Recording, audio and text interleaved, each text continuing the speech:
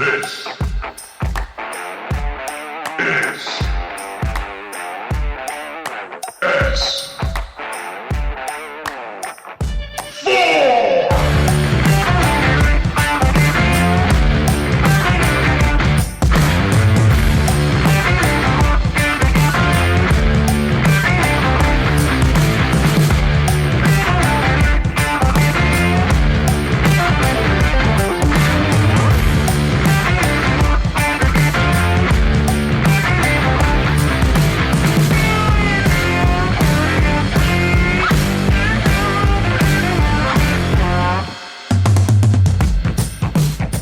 Sit back, relax, and keep your eyes to the skies.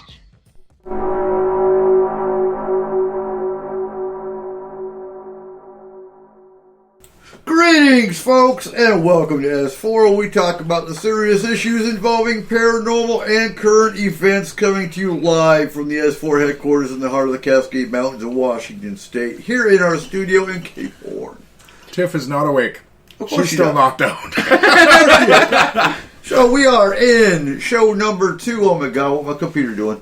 We are in show number 2 of our 24-hour freaking marathon. I call it a marathon. Never been done before. And I hope you guys actually like the new intro. Oh, the new intro rocks. Friend. We love the new intro. That was so fun to work on. Just for the marathon. But it is our intro from now on. Oh, hell yeah. That's too hard to do right in a week. Absolutely. So, for show number 2, we have my personal good buddy I've known for, oh God, how long have we known each other, Arnold? What, 30, at least 30 years now. 30 years, yes. It's been more than 30. It actually has.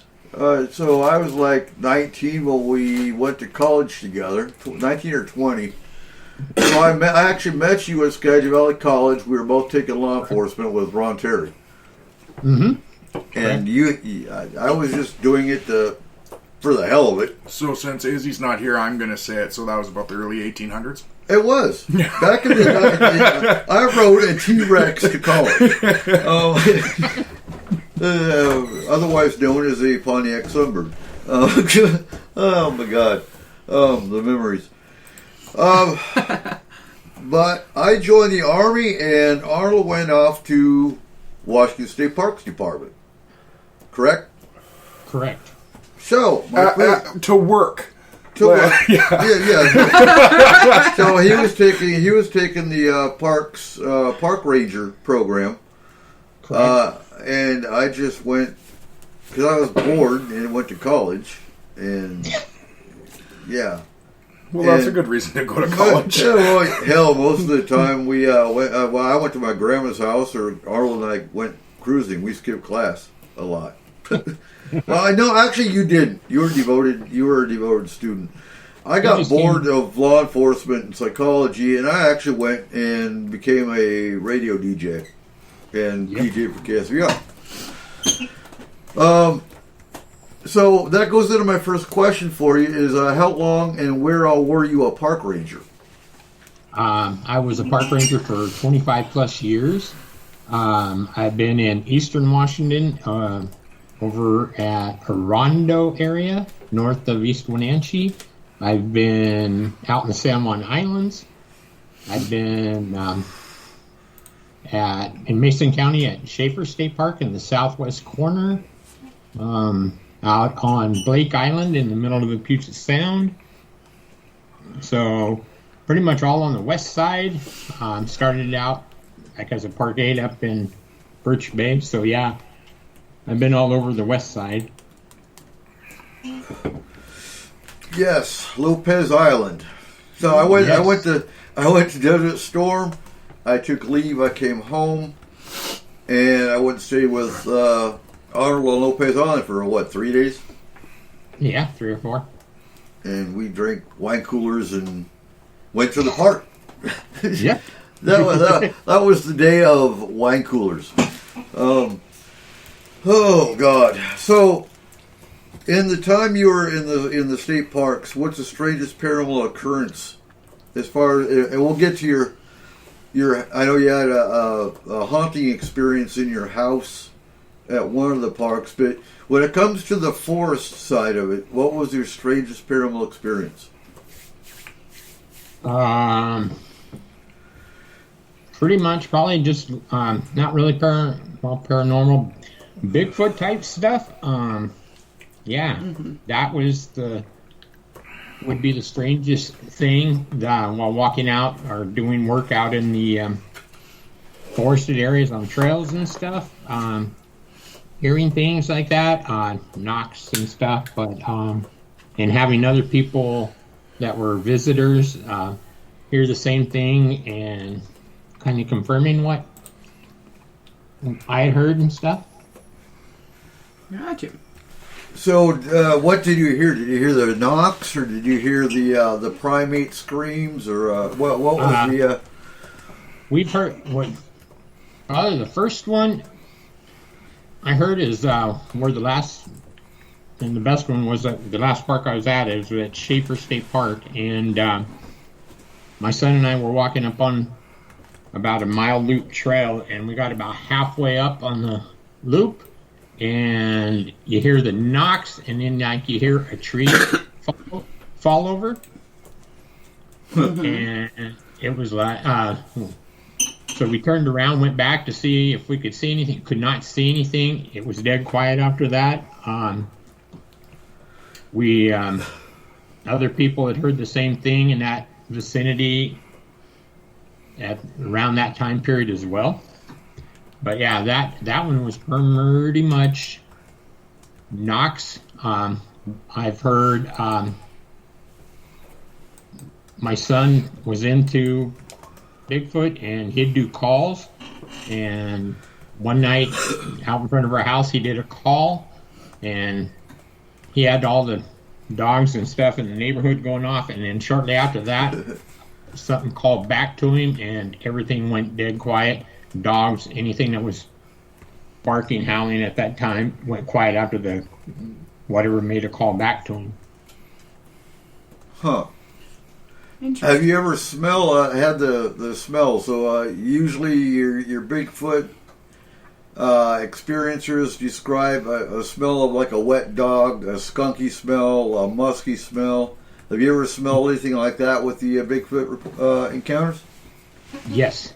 But this wasn't right at the park I was working at. This was up at a friend's house about 4 miles away. We were up at his house one night, and they have a farm, and we seen some of his lights come on in the back part of the farm one night, so we went out to check it out, and we just barely got halfway to the back, and something just came over me. And I've never been like that afraid, that worried. And you could, like, the smell was there. And the gentleman we were with was Native American. And we looked at one another, and he goes, "We need to leave now." And yeah, we got out of that area like ASAP. And that was you've talked to me about the Native American that you lived with, mm-hmm. And explain his because I find that interesting, because I've never heard that belief before. As far as there's a good Bigfoot and a bad Bigfoot, and the hellhounds work with the negative Bigfoot. Explain that one again. That was my first experience of hearing about two different Bigfoots, and his and Native American. The way he was brought up, there were two Bigfoots: the good Bigfoot and a bad Bigfoot. And hellhounds would come with the bad one, and he would sense that. And that night we were out there, he believes that what we smelled, what we felt, was the bad, and that's the reason that I felt the way I did. My son said he'd never seen me looked the way I did that night, or the Native American when we got back to his house. He said when the bad ones around, stranger things will happen, and when the good ones around, it's just they're there and they don't do anything like to frighten you and stuff like that. But he said when the bad one was there, he would pretty much know that, or it was just a different sense. And so that story had me thinking, because so we have Devil's Tower up here in Concrete, Yes. and I've heard reports of a hellhound type creature that has followed people around up there, along with the Bigfoot stories. It's strange. I've never heard of that kind of description before. In your experiences of research, Barry, have you ever heard of a good and a bad version? Actually, yes, I have. And it comes again from a native's side. And it is, in fact, up here, we were on a case one time, and there was some heavy activity, and there was hellhounds seen in the area during that time. What we believed it would be a hellhound. We've heard that the hounds will run with them on a continual basis, and sometimes you'll see maybe 3 hounds. They'll actually move through the area. We had a sighting while we were at a investigation, and someone saw them actually move forward in a very odd manner, and with a bad, loud Bigfoot scream at that time, and then they pulled back and ran towards that scream.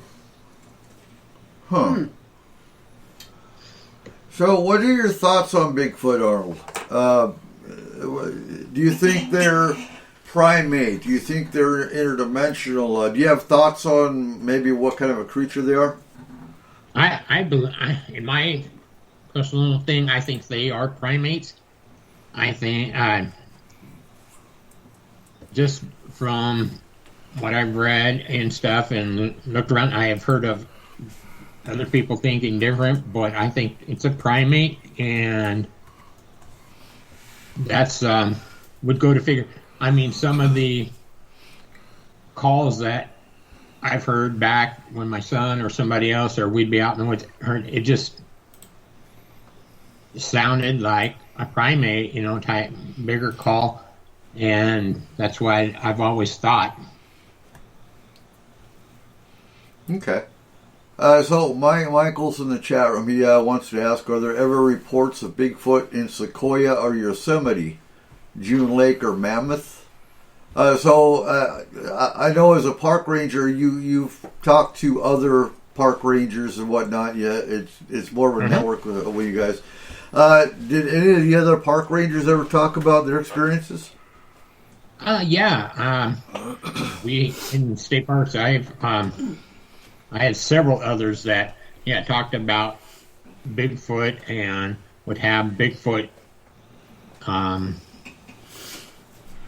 stuff around and go out and actually look and and investigate, see if they could find or see Bigfoot and stuff. But yeah, there were many state park people that talked about it and stuff, but there was also a lot that really didn't believe it.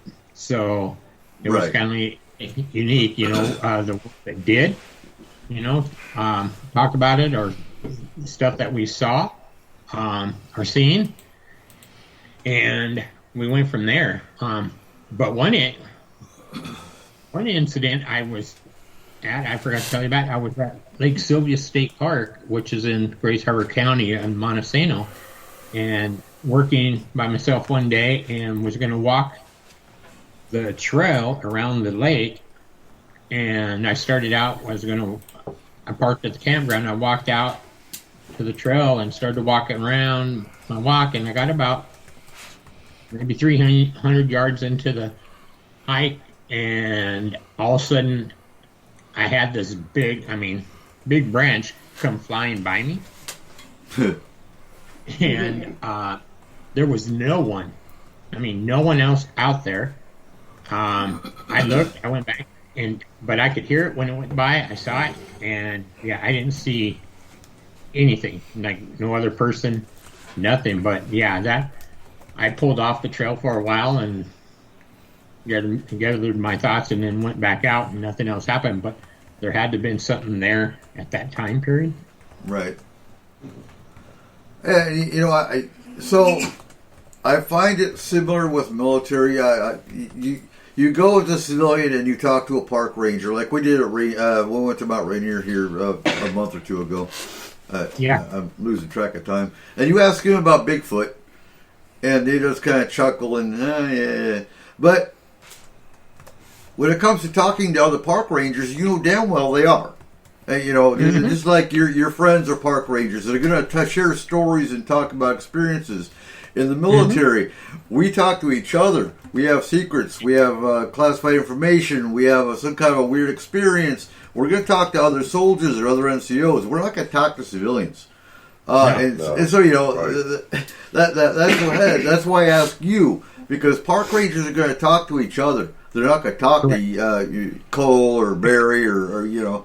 And you'll find that up here in upriver, we talk to loggers about their experiences because they're in the mountains all the time. And most of them, they'll chuckle and say, yeah, I don't believe in Bigfoot. But you know damn well they've had an experience.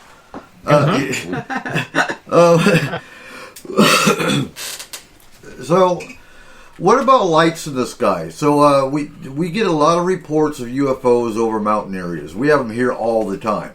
I mean, I guarantee I could probably walk outside now and we'll see something. Did you ever have any UFO encounters or strange lights over the state parks?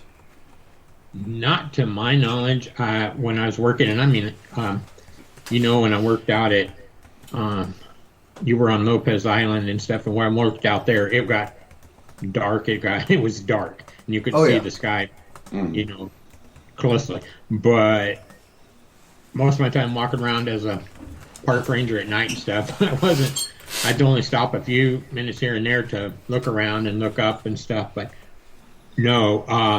However, I bet if I would ask our friends that are at Golden Dale Observatory with the state park and they have a big telescope, I bet they have seen some things. Oh, absolutely. Absolutely. And I'd like to find out if they have. However, if I go back when I was in middle school, high school time, when I was in Eastern Washington, we were having a family event at my aunt and uncle's house, and we all looked out towards like the east, and all of a sudden there was the area we were looking at, what we called Water Tower Hill, and next thing we knew there was like a red glow coming up over that hill, and then it went out to like a yellow, and it stayed there for quite a while, and nothing was being reported on the news, nothing on the radio or anything like that, but that light stayed there for a while and then disappeared, and all we heard is they scrambled some jets out of Moses Lake and stuff to go look, but they said they never did find anything, and I'm like, they had to have, because it was too big not to have. Mm-hmm. Right. Mm-hmm. And, I'm trying to remember, so I think it's Guimas Island that's right across from Anacortes. It's a smaller ferry. But you go to Guimas Island, and they talk about UFO reports all the time. As far as the citizens of Guimas, especially looking out towards Bellingham across the bay. So, when you're a ranger, actually, I can understand. You're not going to be looking up necessarily. You're going to be talking to the campers and making sure the park stays quiet and whatnot. But on Lopez, I guarantee Yeah, you would have seen something. Yeah, no, I didn't at that time. I never my 6 months or less that I was there as a ranger. Right. I didn't see anything at the time, but I, like you said, there was probably something up if I'd have just looked up at the right time. Mm-hmm. Yeah. So, what about federal parks? Did you ever have to work with the federal park rangers, or hear any stories from the federal side of it? I worked with Forest Service. I worked closely with Forest Service and not too many national park rangers due to the fact that I wasn't really as close. The parks I worked at wasn't as close to them and stuff. But no, not really a whole lot of stories. And with the Forest Service people, you had to kind of pick and choose who you talked to because you wanted to talk to the ones that went out and actually were on the trails and stuff, not so much just driving around checking the parking lots and things. But and they were, for me, they were hard to come by because I'd stop and they'd be out or they'd just come back in and had left for the day. So not really with Forest Service and no with state parks. I mean, with national parks. And, that's what's frustrating because you find state parks are friendlier and there's a lot more transparency. When you're talking the federal side of it, that's where the secrecy comes in, especially when it comes to the missing people. Why would that be? Do you have any ideas about that? It's sort of like state parks will do that as well because while looking some stuff up about missing people in the state, I didn't know there were. I think when I was looking through, there are 710 missing on this one website in Washington, and there were a few of them in state parks. Right. Mm-hmm. And I'd never, at 25 years plus, I know some were older, but never had heard of these.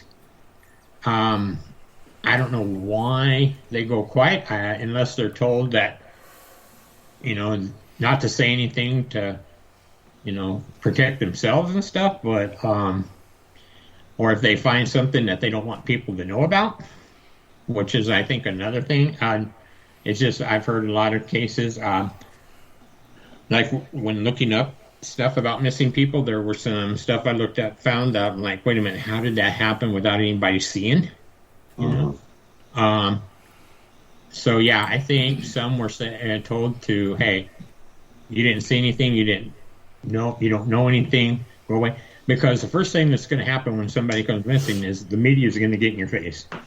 Right. And most of the time, our agency, State Parks, was told, hey, leave it to our staff that deals with the media. So, yeah, we were told pretty much to send it to those folks, even in state parks. Well, when we went to Rainier, we asked about Bigfoot, and we were just told, there's too many people here. We don't get that many sightings. Right. Right. It's like, okay, whatever. We'll smoke up my ass again. Right. Yeah, it's funny how they do react, and we've gotten to know some of them here, and I've had some interesting conversations with the ones over in the Cumberland Gap area in Virginia and Tennessee and Kentucky there, when you come down through that tunnel.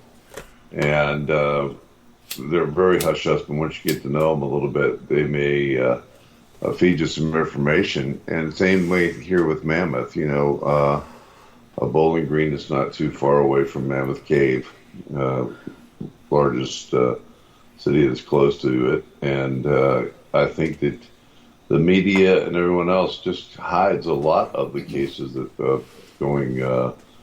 that are reported as missing. You don't even hear them on the news anymore. There are certain things that they just work against for some reason, that it's too strange, too odd. They're aware of it, and they just don't want to make more aware of it. And I think that a lot of it comes from Pilatus's books of 411.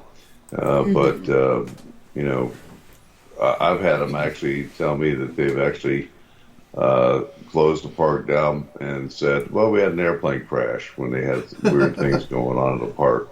And there wasn't a small, you know, Piper Cub that crashed in there. There was nothing in there. They just used that as an excuse to control and close off areas. You know, they do things very very oddly. And the reports that you do hear on them, like, you know, there's been people that have seen little people running around across the streets, and they get reports like that, and the next thing you know, they'll close the park down.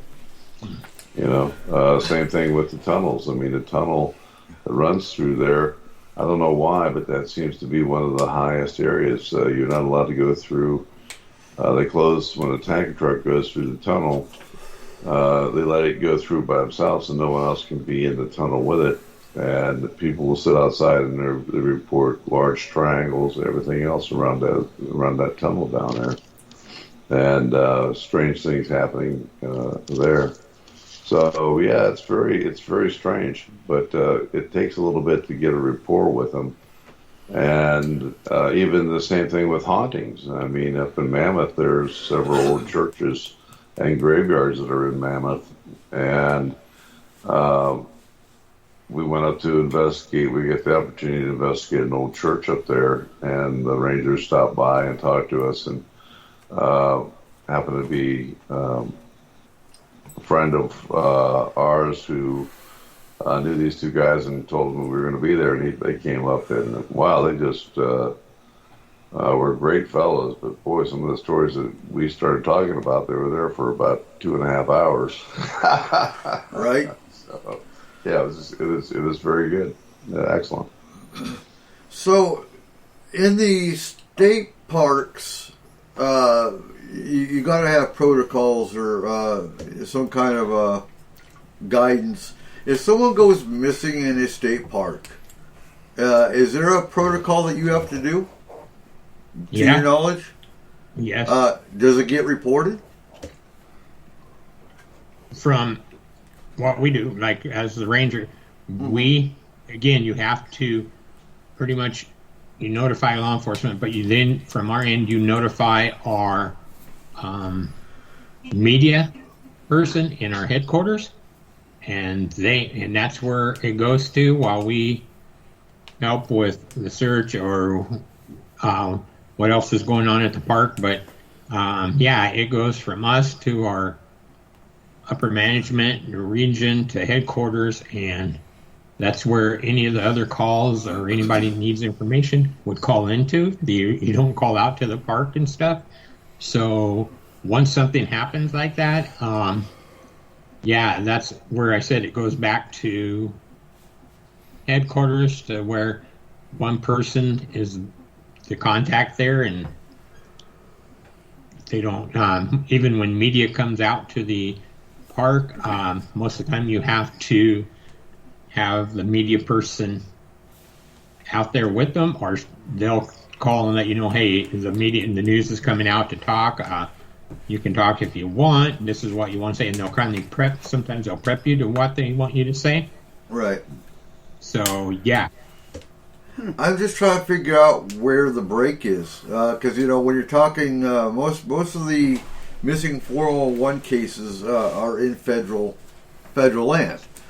So Yeah. wouldn't they have the same protocols that the state does with the state parks?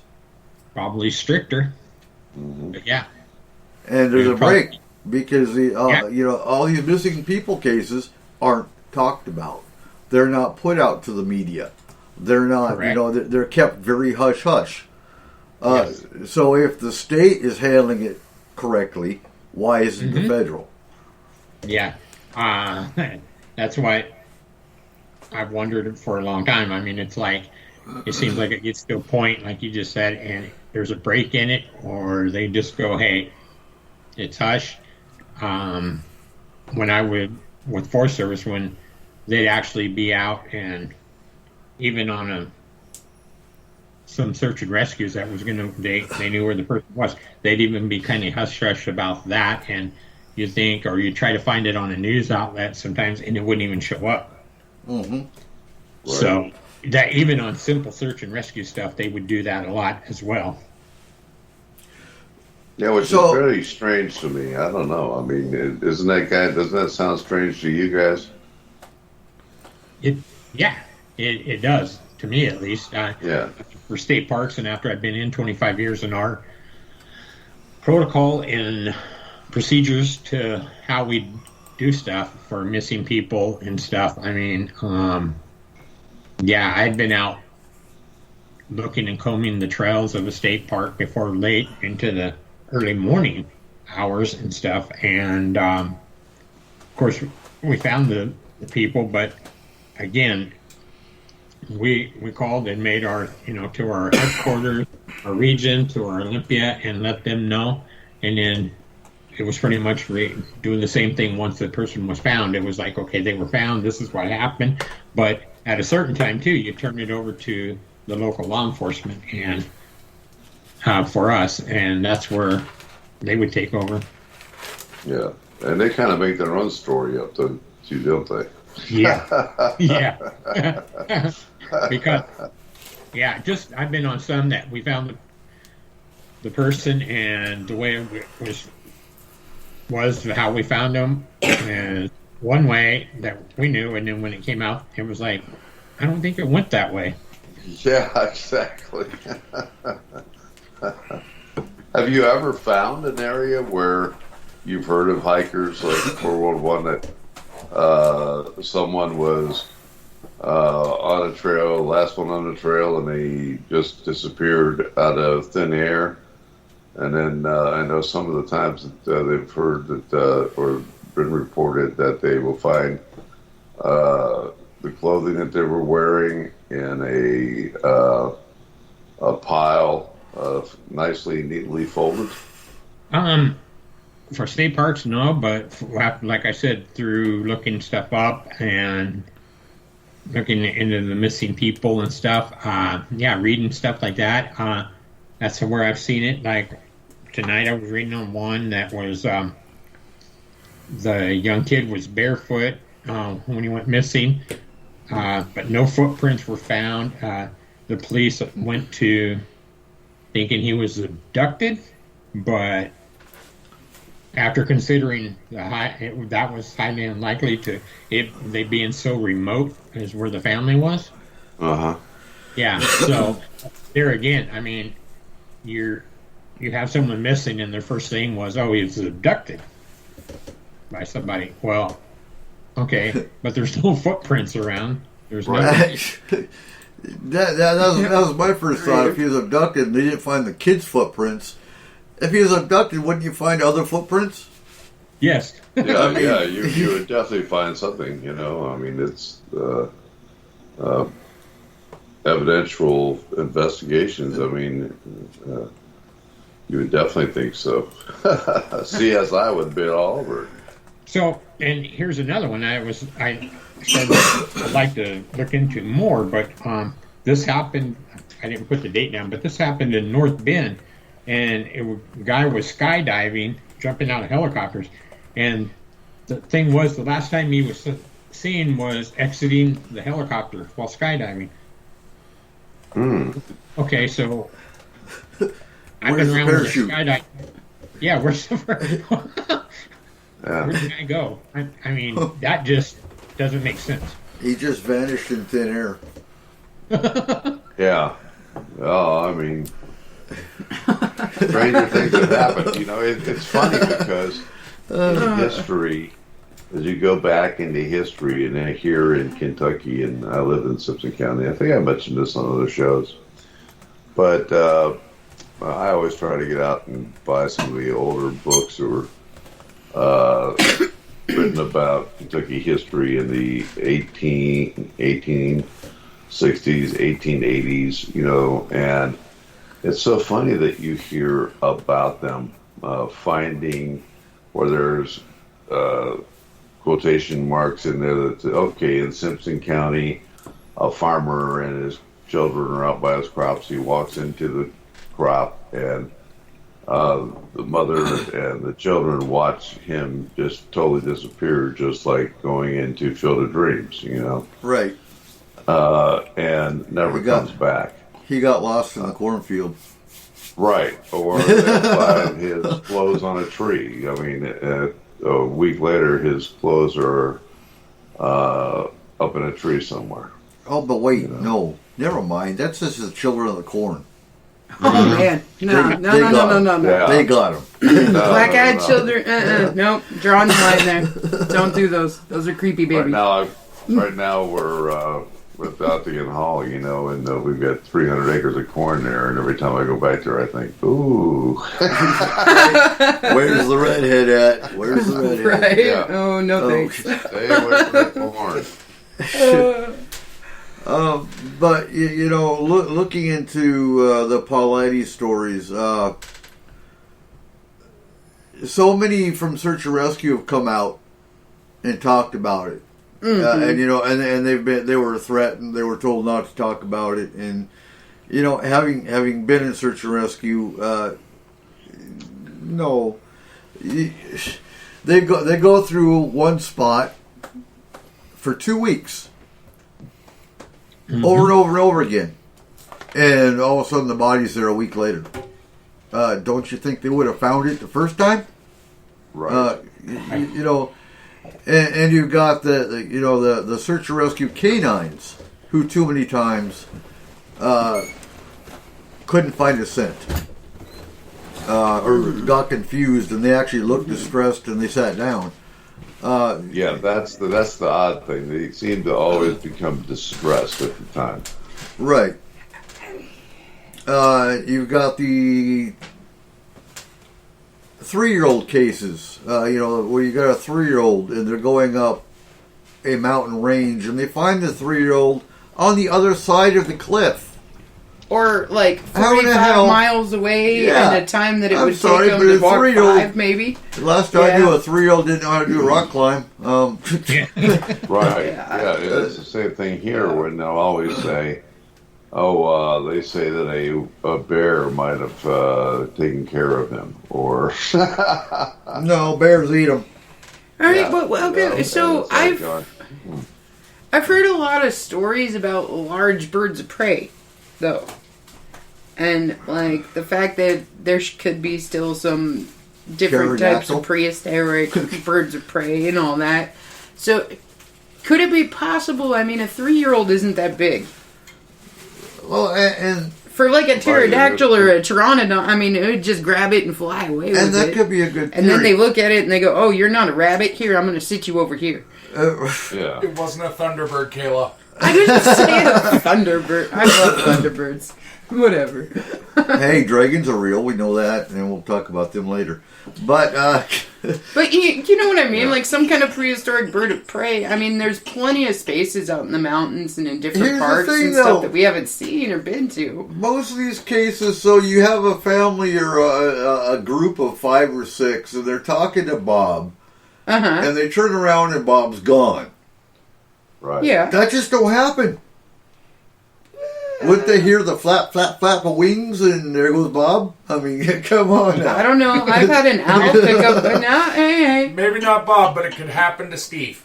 Okay. You got to think of the hunting skills, though. I mean, there's been owls and stuff that'll swoop right down into a mouse's nest, pull out one mouse, and take off. Doesn't even bother the other ones because they don't realize he's missing. I like to see an owl pick up a 3-year-old. I'm not talking an owl. Okay, I'm You know, it's funny because, I mean, you look at some of the crows. I mean, I've seen crows go after rabbits before, good-sized rabbits, just pick them up and just take them right off. And, there's an odd story with me. I remember one time I was sitting there and I had an experience with a large bird and a very strange sound coming out of it. And in fact, 2 grown men, one with an M16 and me with my 45, laid down on the ground. It was so scary to us, and we were on our bellies, listening to this sound and hearing the whoof poof, and hearing it go, Right. Okay. you know, and going, oh my God, is that what I think it is? And I was sitting around a fire with this one guy one night, and I said, have you ever heard of pterodactyl? And he says, I don't think anybody has heard of pterodactyl in about 1 million years. But you know that, and that's the thing. Even if you don't hear the wing flap of a bird that big, you're going to see a shadow. Oh, and we've seen some. We've had. I guess so. Because we have these reports of these large shadows that have been seen. Right. Especially in this area. Also, I mean. I'm not saying all of it would be like a giant bird related or something, but I mean, like, it could potentially account for a couple of those awkward cases. And that's the argument of, you got a lot of arguments that, well, it's probably a predator. If it was a predator, it would have ate the baby. Well, you would have seen blood, you would have seen footprints, you would have seen scuffle marks, you would have heard something if it was a cougar. If I understand the argument with cougars, because cougars are very quiet. They can sneak up on you and you won't even know they're there. But still, if they snatch a kid up, you're going to hear the kid going, "Ah, big cat!" Whatever. Yeah, you don't hear any sound. There's nothing about like the 411 missing cases. There's no sound. Hey, excuse me, I got to go around the corner here and relieve myself. And then thanks for letting us know, Barry. Right. Comes back, and then all of a sudden, there's nobody there. I mean, he's gone. Right. I mean, he just lost it. Yeah, and, he pissed behind the wrong tree. Right, exactly. I mean, the tree ate him. Yeah. There you go. Right. But there are these accounts. What make me wonder about it is are there not these time portals that open up that certain things use to be able to go through space and time? And do they open and all of a sudden they suck somebody in? Or do things come out like a pterodactyl and then all of a sudden it flies back over this area and it shoots back into the air? It doesn't even know that it's at a different location. See, the only thing I'd wonder about that is does it suck them in naked then? Because they find like their clothes and their shoes. We'll get to that later. Okay. We'll get to the theories later. There's still more patterns and there's more signs that I want to get into before we get to the theories. Those are definitely great theories. Go ahead. Is it so like this one when you're saying how quick people can disappear and stuff? While I was researching some stuff, like a mushroom picker that was out hunting mushrooms and stuff, the person was seen by several other folks out there just before he disappeared. I mean, so you have you're out mushroom picking. Sometimes you're by yourself or with others, but then all of a sudden a bunch of people see you, and then all of a sudden you just vanish. Vanishing mushroom. I honestly think I can get on board with all of them. I think the thing that creeps me out the most are the weapon ones. Where you've got somebody, a hunter, for example, that goes up, disappears, and they find his gun. And his gun, there's two different stories to it. One, his gun is completely disassembled and set up like in a display pattern. Like, there's the bolt assembly, there's the buttstock. I mean, really? Yeah. I do that in the Army. But this is a missing person with their gun completely disassembled. I don't think they're going to disassemble their weapon up in the middle of the mountains. No. That's really a bad place to clean your gun. You should have done that back at home before you went hunting. But the other one is where, they have a rifle and the barrel is completely bent in a U shape. I don't know when's the last time you tried to bend your weapon in half. I don't think that's a good idea. But I don't think that's a possibility with just your hands. No. Yeah. So what did it? Bigfoot? Maybe. It's If for it is, shooting the you- things behind you. You need to buy a new gun. Right. But you can't. Have you ever tried to bend a shotgun barrel? You know, all I can see right now is Elmer Fudd being like, Elmer Fudd doesn't, Okay. But Elmer Fudd doesn't have a gun anymore, remember? Oh, yeah. They took his gun Oh, yeah. away. His Got stupid away. asses. Yeah. But I can honestly say I've never tried that because my dad would have whooped my ass. I would Yeah, too. that's exactly right. You don't damage your weapons. But no, the only thing I can think of is a Bigfoot maybe being able to do that. That's But still honestly- taking a tremendous amount of upper body strength. I mean, Well, Bigfoot's got it. I realize that a Bigfoot is like gigantic and, you know, super strong and stuff. but- Bigfoot's got it, but I have a hard time with Bigfoot abducting people. But we'll get to that later. That goes with the theory side of it. So the other thing is granite rock. So a lot of these missing people are gone within a mountain range that has a lot of granite. Did you find that with the research you did, Arnold? Yeah, looking at David's 411 cases and stuff, and listening to him, and he talks about 4 people go missing in forest, the granite areas, and by water. Okay, and Yeah. while doing my research on this other page of in Washington, most of it, those were either in forest or by water, and then some were in where a lot of granite was, and that's just, it goes to with his theory as well as, yeah, there's the 3 things that happen. And then you talk about storms. So, and I've seen this happen. For example, so the Vesper Peak, when she disappeared, actually, I don't think, no, there wasn't a storm for that one. I don't think that was a missing 401 case, though, either. But they're having, when you look at the patterns, the person disappears, and then a storm will appear up out of nowhere. Thunderbird. No, I don't buy the Thunderbird theory. But you know, lightning, and it's supposed to be a clear day, so a storm appears up out of nowhere. Uh-huh. Have you heard that theory? Or that? Yeah, just that pattern.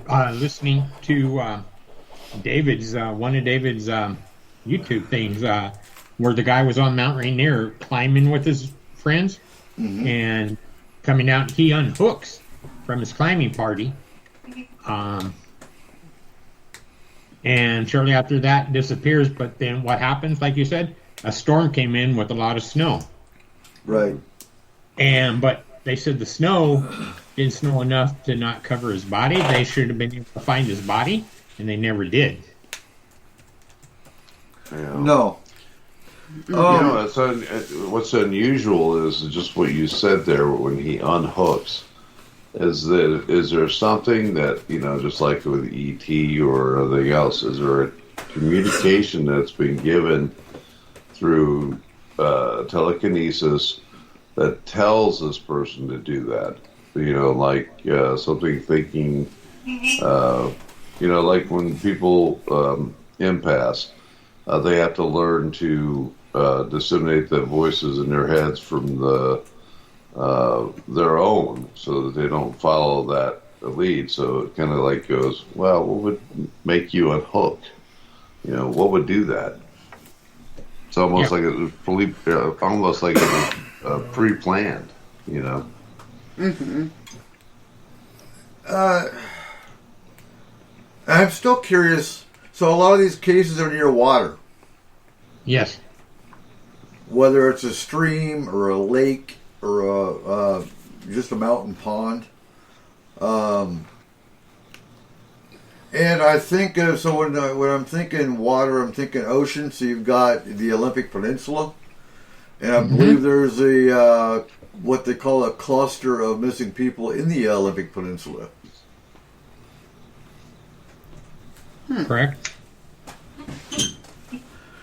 But the general public, which this part pisses me off, is the general public's never told about this until recently.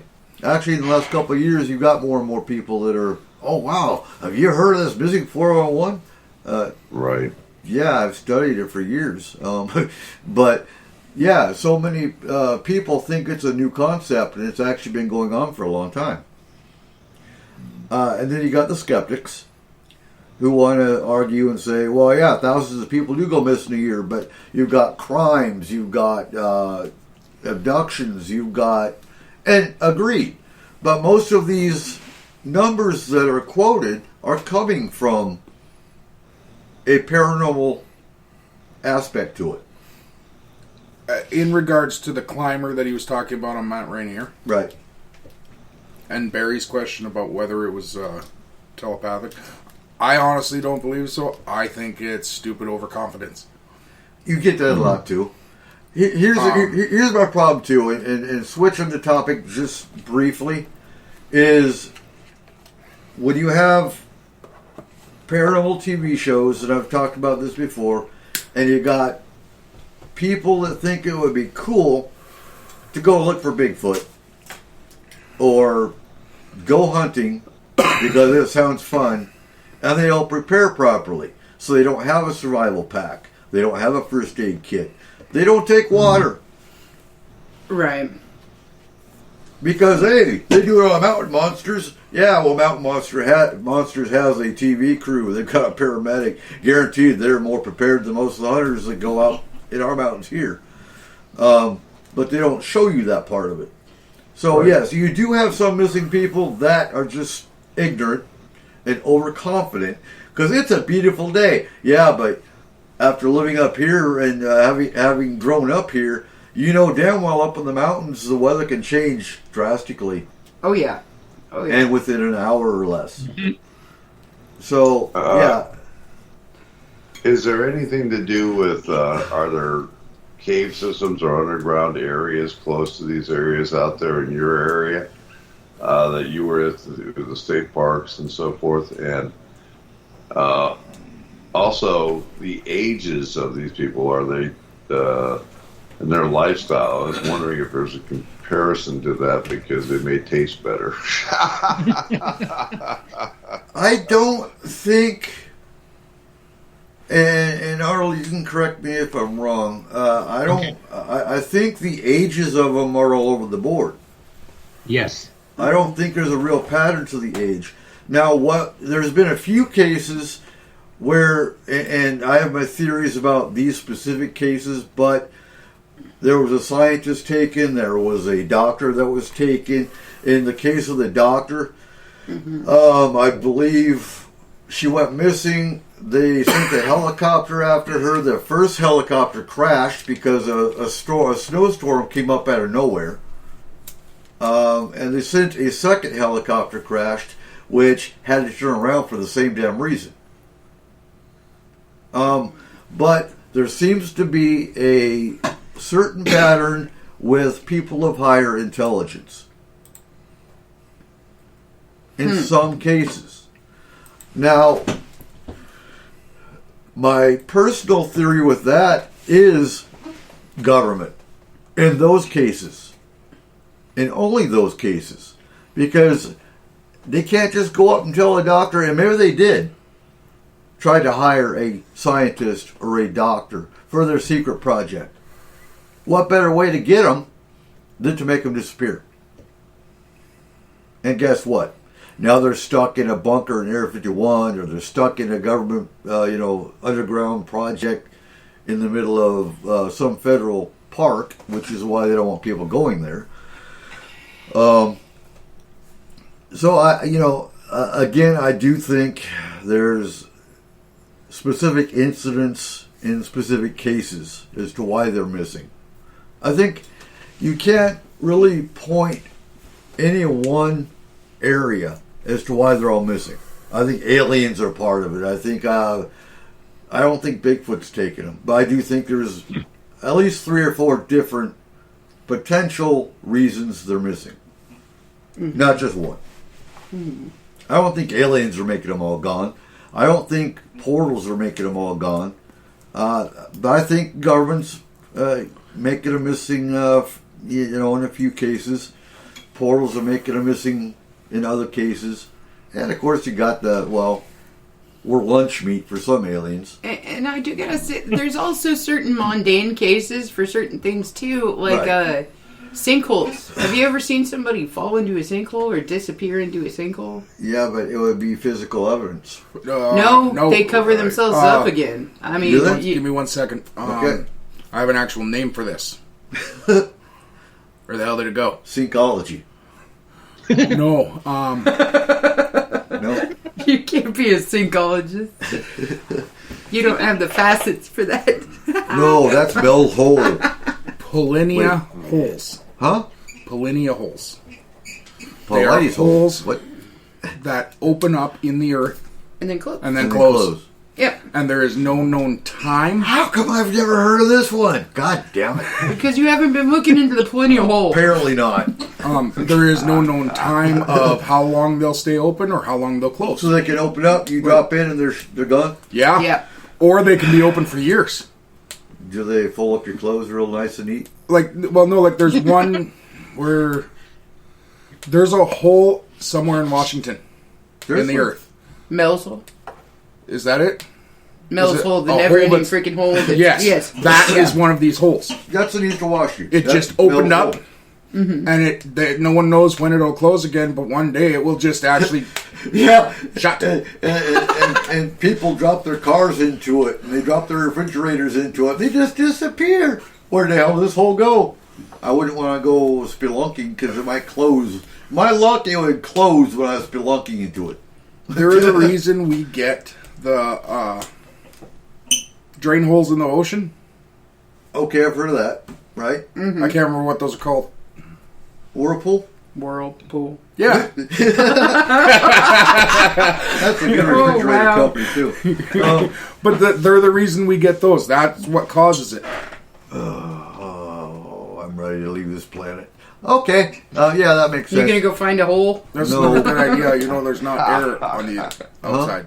There's no air on the outside. Yeah, I know. Oh my god. Okay, and with that... And with that, it is time for our first break. We will be right back, guys. You are listening to S4 on Spreaker.com.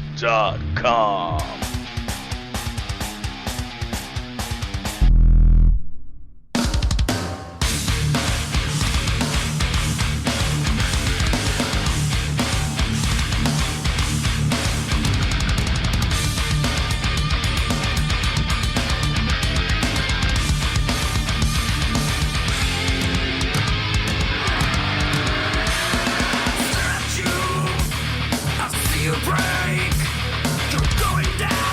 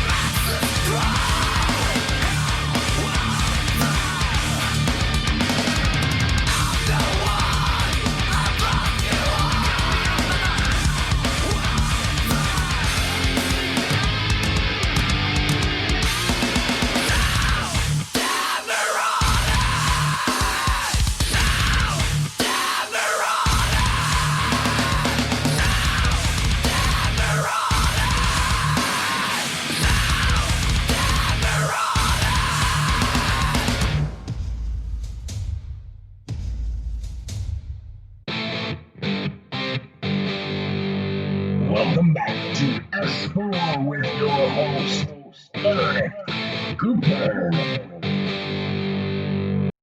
And welcome back to the second show of our 24-hour marathon.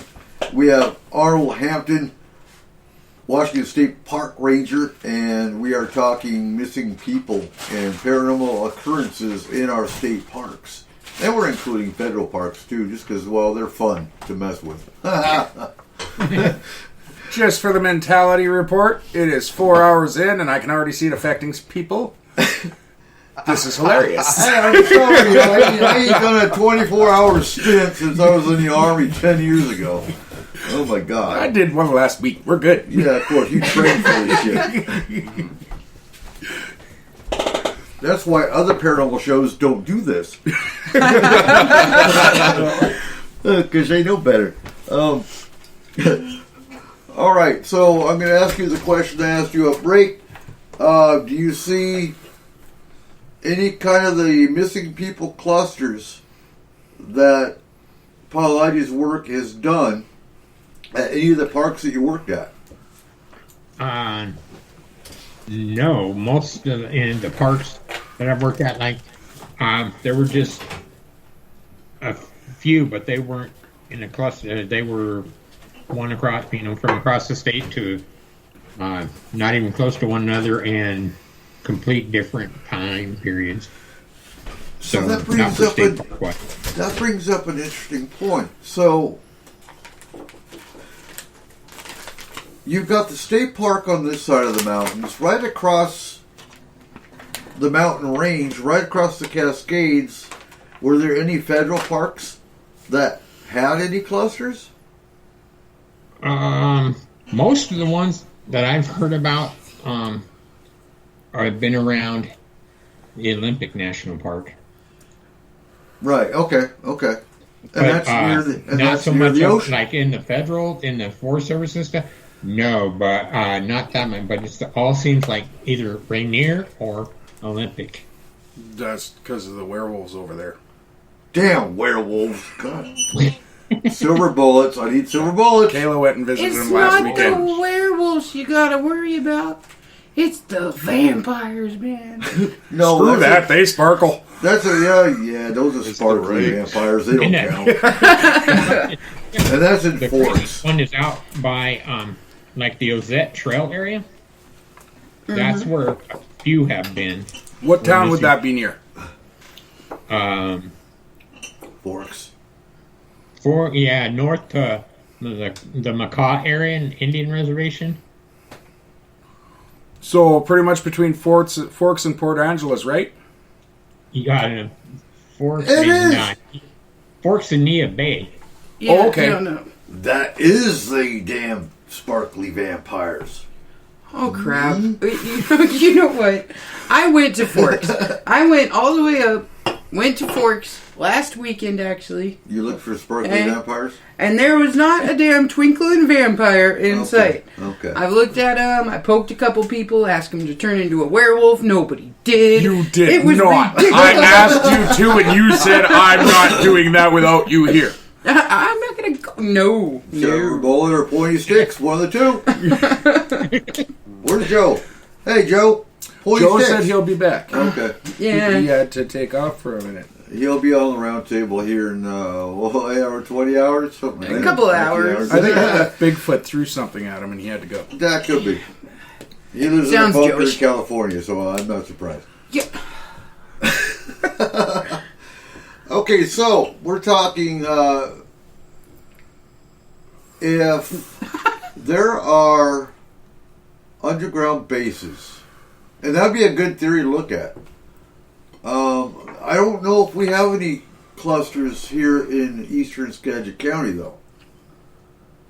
Because you're talking Darrington, you're talking, Wow. But Darrington, you're headed towards Snohomish County. Right. And I do think there's clusters I in would that say area. so. Because just talking Vesper Peak in that whole area, the whole mountain range area, has missing people all the time. But so do we. Absolutely. But so But does they're not- every other mountain range, because Right. people do stupid things, and they think they can live off of one power bar. And So- one of Washington's oldest bases, is in that area. What's that one? The Jim Creek. yes. So, we can go to Jim Creek and go camping. Are you game? I have a military ID. We can get on. Great. I'm going to be on David Pilates. No, we're not going Every time we talk, Joe says I'm the one going missing. Barry says I'm the one going missing. Right. Like- So Better you than me. So you know what's interesting is, so a couple years ago when Russia released their target areas, What? huh? No, Russia released their areas that they would hit, They would target. and here. Jim Okay. Creek was on that list. Mm-hmm. So we're screwed. But yeah, so Jim Creek. But it does make sense. Oh yeah, because it talks to the submarines. Mm-hmm. It's got the secret base that nobody can find, and I wouldn't know. Oh wow! I wouldn't want to go find it anyway. I am has- totally getting tired because all I could think of is a creek trying to talk to a submarine, and I'm like, "Ow!" No, it's the first. So it's got a It was sonar. the first base that could reach any submarine in the Pacific Ocean. Yeah. Oh, okay. It's got a sonar. Mm-hmm. And if you look for it on Google Maps, you will find a blacked out area. Which, if it listens to the east, all it hears is rock. Yeah, absolutely. So when you're talking missing people, if they get too close to a federal installation like that they're not supposed to find, I could see them going missing. Agree? Yeah, Kayla's pretty lucky. Okay, so again, on my little coastal adventure here, I accidentally ended up on the wrong side of the, Canadian border? no, Okay. actually, the base over by Fort Flagler. Yeah. So, yeah, I don't know how that happened, but all of a sudden I'm looking at razor wire, and I'm looking at it from the inside out, and I'm like, What the hell? you know what? I should get out of here. Mom's like, oh my god. Two ladies that are very good with directions. Uh-huh. Yeah. So somehow Yeah, we no. accidentally snuck onto the wrong side of a military base. I don't know how. Huh. Yeah, razor wire is not fun. It's Depends on what not you're using it putting for. up. Huh? Depends on what you're using it for. Keeping people out. That can be fun. But too. you see, you have to have special gloves. You we put a had camera We up. actually had concertina wire gloves, so we could actually handle it without getting chopped up. Now, how people went flying through it without getting chopped up, I have no idea, but they did. But you know, when we're talking about up here, so many people talk about hidden bases and whatnot in the North Cascades. I still have yet to see a picture of the missile silo that's supposed to be on the backside of Sauk Mountain, for example. But I've heard about them. And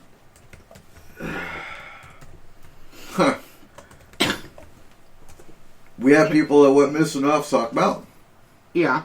Patty, but you know, I don't think there's nothing paranormal about that one. It's mysterious, yeah, because her dog was missing for a week and then came back randomly. But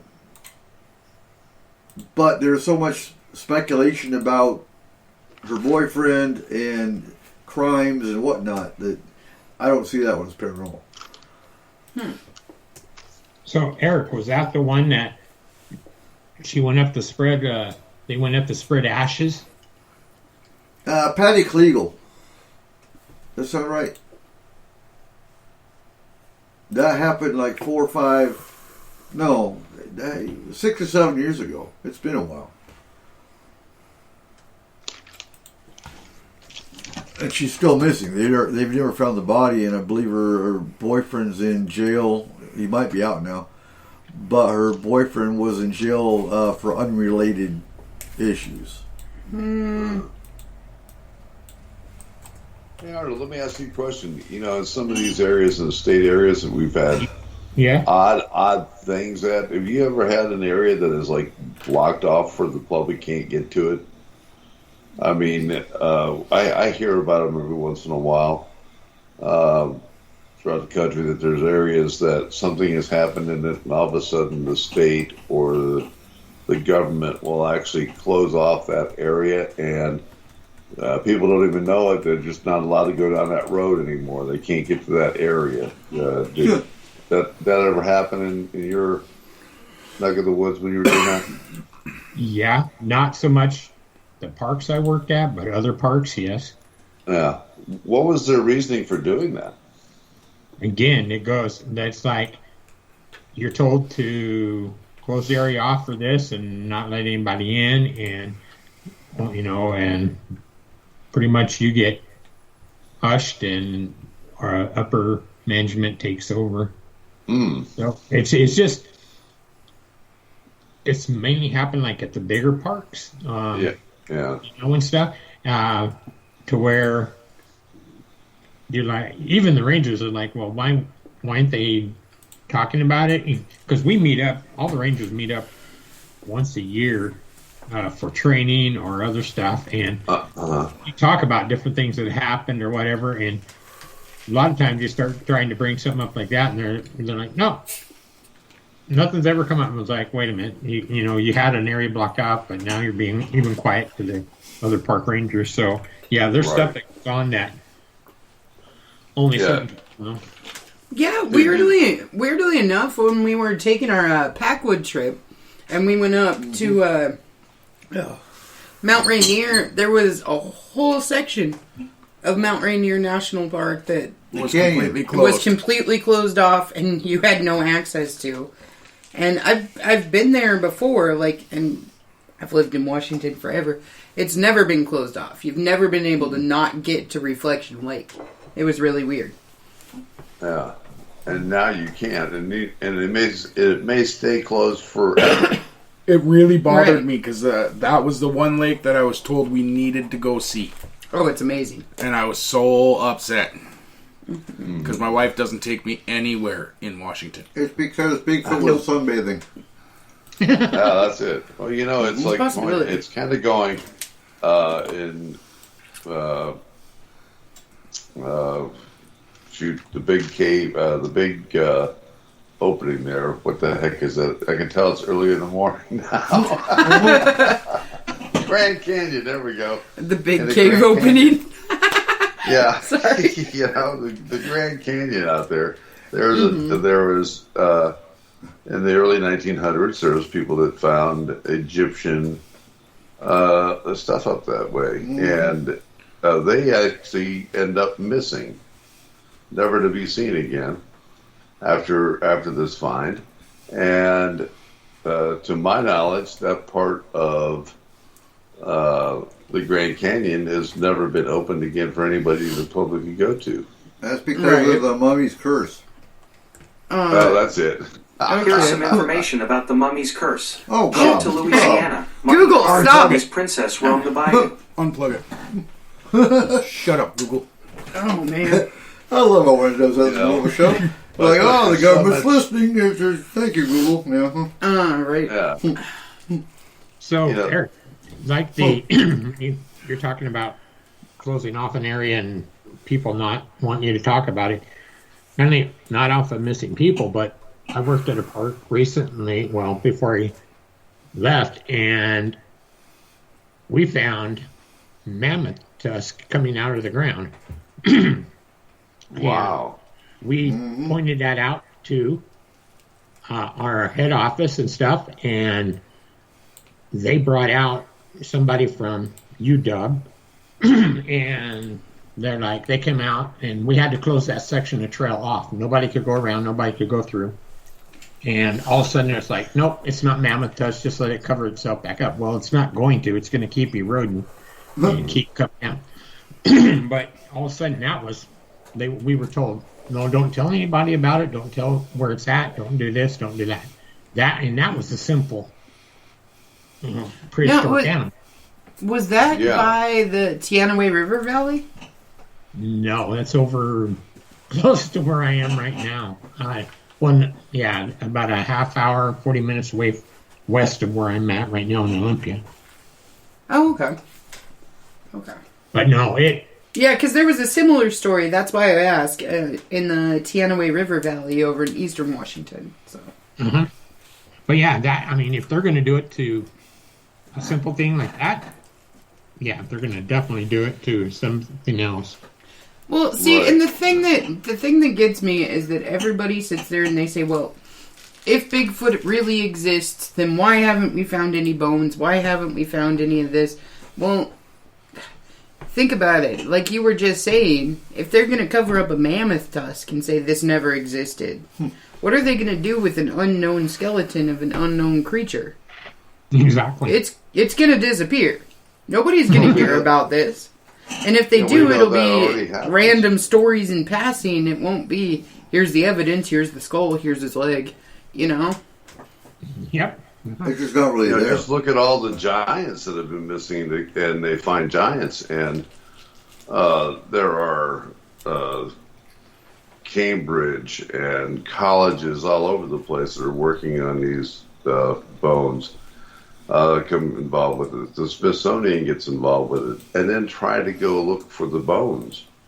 Try to go look for these things. I mean, they don't exist. They're no longer anywhere. No one knows where they happened. It's like they want to. They don't want the true history of what went on here to be known. It's what they want to fabricate and want to keep pushing. That they try to keep away from everyone. But why would that be? I mean, why wouldn't they want? Well, simple, because if you've got a Bible story or whatever else you're going to put together, and you're going to say this is the way it is, this is the way you've set up history, well, you can't have that coming back and going all the way. And it may be the same thing with the UFO things, may be the same thing with 411. They know it's happening. They know that it's out there. And they're just like saying, oh, we don't want anybody to know what's here. So let's close this area off. Let's close this off because mammoths weren't supposed to be in this area. How'd they get there? You know?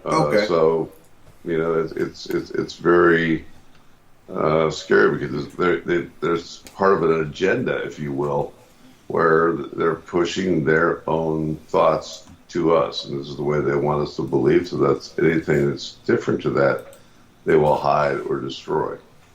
Mm-hmm. Well, I mean, there's always been certain parts of national forests, national parks, national areas that the public doesn't go. There's no hiking trails up here. There's no access to specific areas. Mm-hmm. And what I've always kind of wondered is if like our government or something made a treaty just like they did with the ETs with different entities like Bigfoot and different things like that to say, hey, this is my area. Nobody builds, nobody does anything here, and I'll stay out of your area if you stay out of my area. It could be, but you know the funny thing about it is where all these things are found and everything else are where people go. Where people are missing, it's where they go. It's not in the remote area where there's no hiking or anything else. They may be coming out of that area and hunting and taking it back to that area so they're never found. Right. But you know, that's the odd thing. The areas that they close off or the areas that they're doing accessible areas, just like you were talking about that lake. You know, right. That's an accessible area that they closed off. Why? Ooh, and gosh, yes. knows. But see, what I'm saying is like, okay, so the human population, it has boomed. Therefore, we need extra space. We started building up, we started building out, we started building every which way. Okay? So a population that is secluded and up in this one small area, well, they're going to be growing too. Which means they're going to need more space as they grow bigger. Depending if they go underground. Right. But I mean, like, so maybe the sections that they start sectioning off are just population growth areas. You know what? Could be. So I'm curious. I'm looking at something here. I forgot about this. So we've got the Roanoke colony, right? Yeah. Completely disappeared. Yes, We've got we've got the Anasazi, completely disappeared. Do you think there's a tie between those two and what's going on today with Missing 411? Interesting question. Yeah.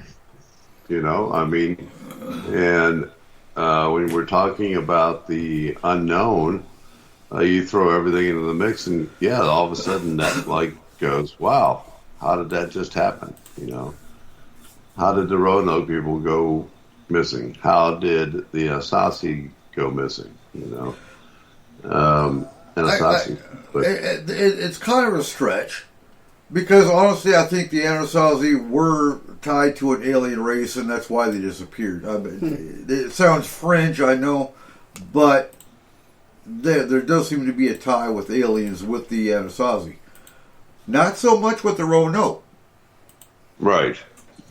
Well, you know, even with the Anasazi, the way that they built into the hillsides and everything else, doesn't that look like that there was something flying around the air that was picking them off one by one? Maybe those gigantic birds are flying out there, and that's why they're all in that one area. The way that they built their protective area to stay away from open area. It's hard to say. You know, was it an ET race that was picking them off? You don't know.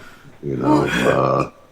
It makes me wonder if, like, okay, so for the Anasazi and the Roanoke people, okay, we can even put Atlantis into that mix of an entire colony, an entire area disappearing. And there's been several other cases of this where an entire tribe just disappeared. Well, entire continents have disappeared. Lemuria. I mean, So, if we put it in like that, well, is it possible that whatever this is that is making different hikers and different things and different like that disappear over time? What if it does hibernate? It does this. So before, it used to take a whole village at a time because the villages were so far apart that no one's ever going to hear about this, and if they do, they're never going to be able to find us by that point. Right. So they used to take the amount of food that they needed or the amount of people that they needed for whatever reason all at once. Well, if you did that now, people would really notice if, like, the entire city of Seattle just disappeared overnight. Yeah. You know, but they're not going to care as much and they're not going to notice as much if it's a couple people a week, or a person every month from this area, and a person every week from that area. Well, would you really know if there would be, all of a sudden they put a campaign out and they said, okay, I need 5,000 people, or I want 100, or I want 1,000 children. I mean, look at how many people are missing and are not found. Millions. Right. I mean, so are they not taking massive amounts anyway? I mean, I don't think that, you know, when you look at the Anasazi or anything else, I mean, was there 1 million people that were there that just got sucked up? I mean, they're taking a large amount of people every year that are going, that are just disappearing, and it seems to be increasing.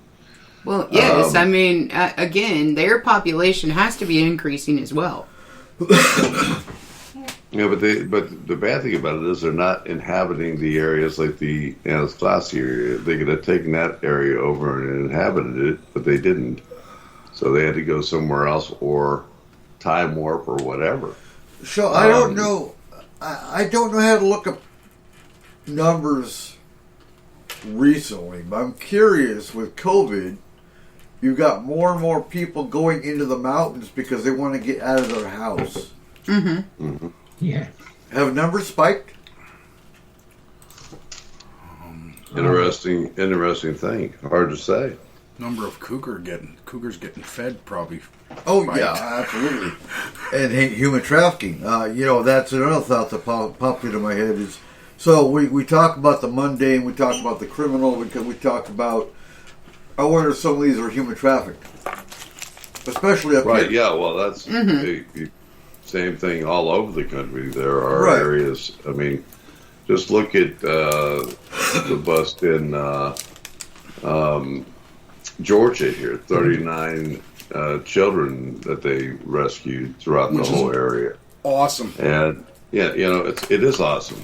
But I mean, it's still look at it's it. A drop in the bucket. Yeah, that's just that is. Oh, it's a drop in the bucket. Absolutely. The problem is there's a lot of them we will never ever see again because they're already gone. Yeah. Yeah. Right. And it's funny. Anymore you kind of go. Some of the things that we hear as investigators or the things that about this, because we do delve into the realm of strange possibilities. I'm hearing about, some of these underground booms that we're hearing and everything are them blowing up bases that there's been children born down underneath the ground. They're there, or there's they haven't seen sunlight in a long time. They're having trouble breathing. They're having all this stuff when they come out. And in our own case, in my case, is when I look around and I say, geez, there's places on Octagon Hall that I don't want to walk in, because the weirdest thing about it is when you see a white light appear on the ground and almost like a doorway open up, and then all of a sudden it shoots right back down on the ground, you go, don't want to be over there. I mean... It's kind of strange, and I've got people that are reporting that we saw this weird bluish white light, and it seemed like a doorway or something. A monolith popped up, and then it shot back down into the ground, and the light goes off. And it's like, ooh. Thanks. I'm curious because you talk about a doorway. Are there caves related to any of these missing people areas? Yeah. Oh, yeah. Well, when you look at the Pilatus map that he had, and he did the comparison on cave areas and missing people, and if you would put an area over, when he started looking at all the cave areas and the missing people, he had plotting of missing people. So you had Kentucky, West Virginia, all this area there, and some in Tennessee, and that's gigantic cave areas. It's all related to Mammoth. I mean, Mammoth you've got the Mammoth. Just a part of it has been explored. But when you see it, you go, I can't even tell the borders of Kentucky, West Virginia, Tennessee, because there's nothing but a blob of marks on it. Like, oh, here you go. And it's like, wow, are you kidding me? Right. I was working on compiling a map, and by the time I got it through the last year and a half of UFO sightings, Bigfoot sightings, and missing people. Because I was trying to see how many of these added up and where different sightings were and different things. You couldn't see the U.S. Yeah. So I was like, this is a pointless interactive map if you have so many pins on it that you actually cannot see the map. So, right, exactly. You can't tell the difference. I mean, it's like going, well, geez, there's a serious problem. I mean, to cover that map like that. Yeah, and that's what I said. And this was the year and a half back. Because I was planning on going 5 to 10 years back, depending. And I went, holy crap. Like, right. With that many people out there, that many sightings, that many disappearances, that many of everything, how is anyone a skeptic anymore? How can you look at that and go, yeah, no, they don't exist? You know? Right. Exactly. Well, what it is, it's that conditioning. It's their people going into their own reality, the denial.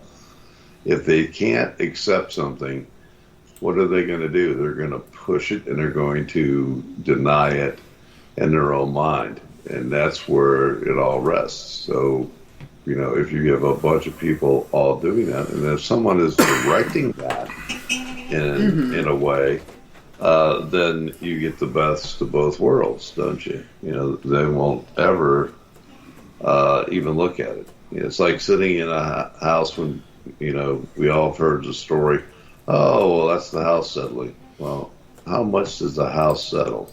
Yeah. You know, Right. and what is this noise? And I heard this. Well, that's an old creaky door.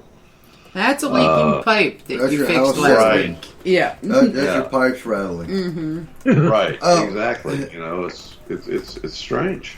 Well, you know, I think that a big part of it, though, too, is that, like I said, human beings fear anything that they don't understand. It's just the way most that we're of them fear wired. death, and that's one You of the know, ways that it is. I mean, exactly. you don't want to do anything that's going to kill you. Exactly. So when you have so many, like, if you were to tell people, well, you know, somehow over 2 million people went missing this year in the local parks, you'd be like, maybe I shouldn't go to the local parks. Maybe I shouldn't go and check this out. It's 'cause gonna cut it's not worth tourism. me dying over. Well, You know, like, too many Somewhat. people It fear might be. that. So if you continuously tell them, this person went missing, this person went missing, this person was abducted, this person, They're gonna freak out. they're gonna have a panic attack. I mean, people Right. can't handle the fact that you could potentially die doing something. You know? Now, Arnold, I Yeah. got a question for you. Have you Okay. ever heard, in the research you've done, of staircases in the middle of the woods, for no rhyme or reason, going up, but going nowhere? Yeah. Seriously? Yeah. I can't remember when, but I was, whether it be when I was taking courses at Skagit or other courses and stuff and talking to people, but yeah. If you're not many people have heard of these. And No. the first explanation for most would be, oh, it used to be a house in the 1800s, and no, Exactly. there's trees around. There was no house there, but who the hell's gonna build a staircase to nowhere? Uh-huh. Right. Maybe it didn't lead to nowhere when they built it. Yeah, I mean, I'm no, not it- talking that it was a house, No, but right. yeah, I mean, there's portals, there's stargates. We know about these things. You know, we've been told about that's these what I would be things. thinking is that So- maybe it was a Stargate at one point. And nobody wants to fall down a mountain when But you this come is- out of a Stargate. This is something that you don't hear about a whole lot. No, you don't. Right. And, Like I said, mine was just, I believe it was back when I was in Skagit Valley College. what the hell class were you taking? Well, you got to know Missing understand 101. who all was in the classes. I mean, we had people from all over the U.S. that was taking that Oh, okay, parks. okay. in recreation class, so we got to all to talk on, especially going out on visits to other places and stuff for different classes, and you're riding in a van or car for that long. Huh. Yeah, because it just makes me wonder who built it, for one. Exactly. And for what purpose? And where does it go? I wouldn't want to go up it. No, I'm sorry. I don't want to disappear. Well, you also have the same thing in the underwater ones. You have underwater staircases that are not connected to anything that came from who knows where. Okay, a continent was there. It went up to a continent. You also have the pathways and the waterways Right. that lead to nowhere, and there hasn't been land there since before human beings. So where did those come from too? You know, there's a lot of stuff like that that just pops up and you're like, huh, that's a little strange. It's the time before man. The time of the merman. No, wait. They're Bigfoot staircases. In the water? Yeah, they go to his treehouse. Oh, okay. You know, it's funny because we have seen, I've had reports of, as I said, a person going into the woods, seeing a ET running up into, like a staircase, going by into a tree, and watch the tree actually open, and it steps into the tree, and the door of the tree shuts, and then it's gone. And then seeing Lizard Man and also Bigfoot around the same time right there. You know, like Lizard Man trying to say, get out of here. And Bigfoot say, don't hit that guy with the stick. That reminds me of Stranger Things, because you know the doorway in Stranger Things is in a tree that goes to the upside down. Right. Yeah. Yeah. Right. Yeah. And you got Fey lore that goes into trees.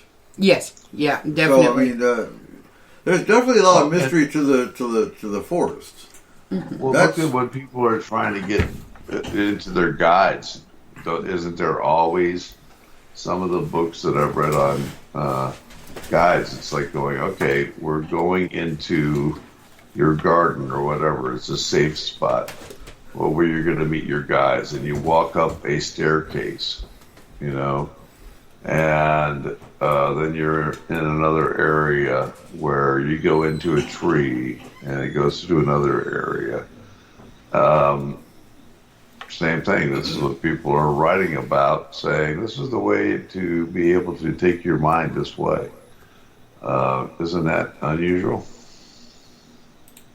Mm-hmm. So are those staircases were actually used for something like that and for high enlightenment? It could. It's always possible. I mean, honestly, I haven't investigated a whole lot because I don't hear.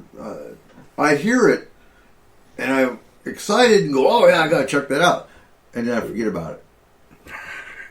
And then I hear it again, and oh my God, why did I check that out? And then I forget about it. It's just one of those things. There's so many mysteries that we investigate all the time that honestly, staircases don't come up a whole lot, and they still don't. Right.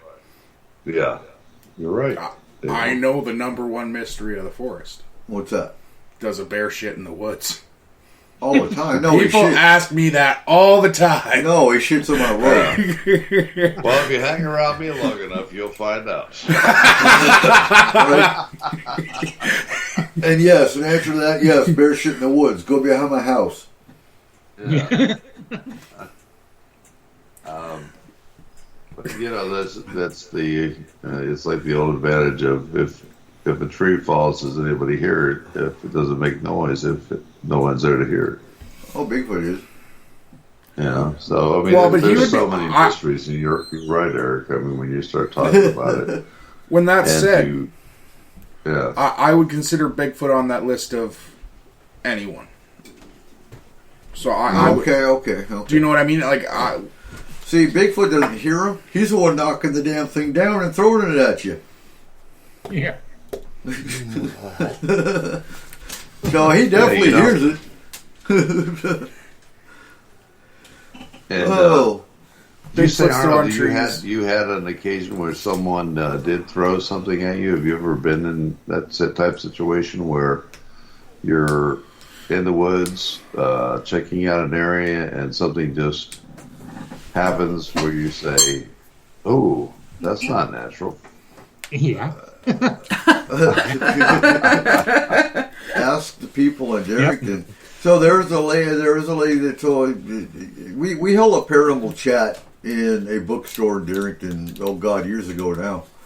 And this woman waited until we were done having the conversation and came up afterwards and said, I got a story I got to tell you.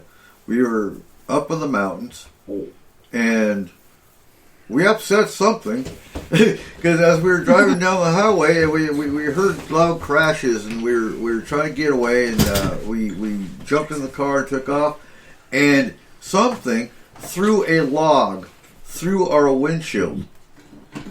Like, It wasn't like it was a tree that fell down; it was actually thrown. Yeah. Like, that would be terrifying. Yeah. Yeah, it's like, yeah, you pissed off Bigfoot. What else can I say?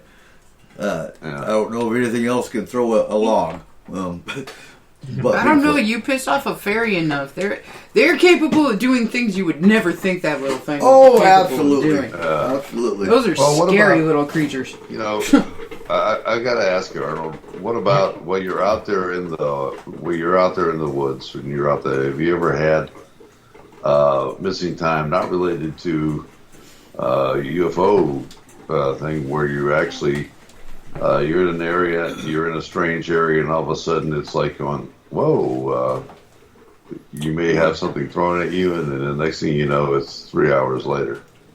Not to myself, but I believe where the park I last worked at, I had possibly that with a camper, because walking the trail that my son and I had heard knocks and other people had heard stuff, but husband and wife that camped at the park a lot would always walk the trail, and then one day they were walking and something happened with his wife, and she would never go back to that trail. Really? Yeah. He would walk it, but she would never even step foot with him going towards the trail. He doesn't know what happened to her. She wouldn't say a whole lot.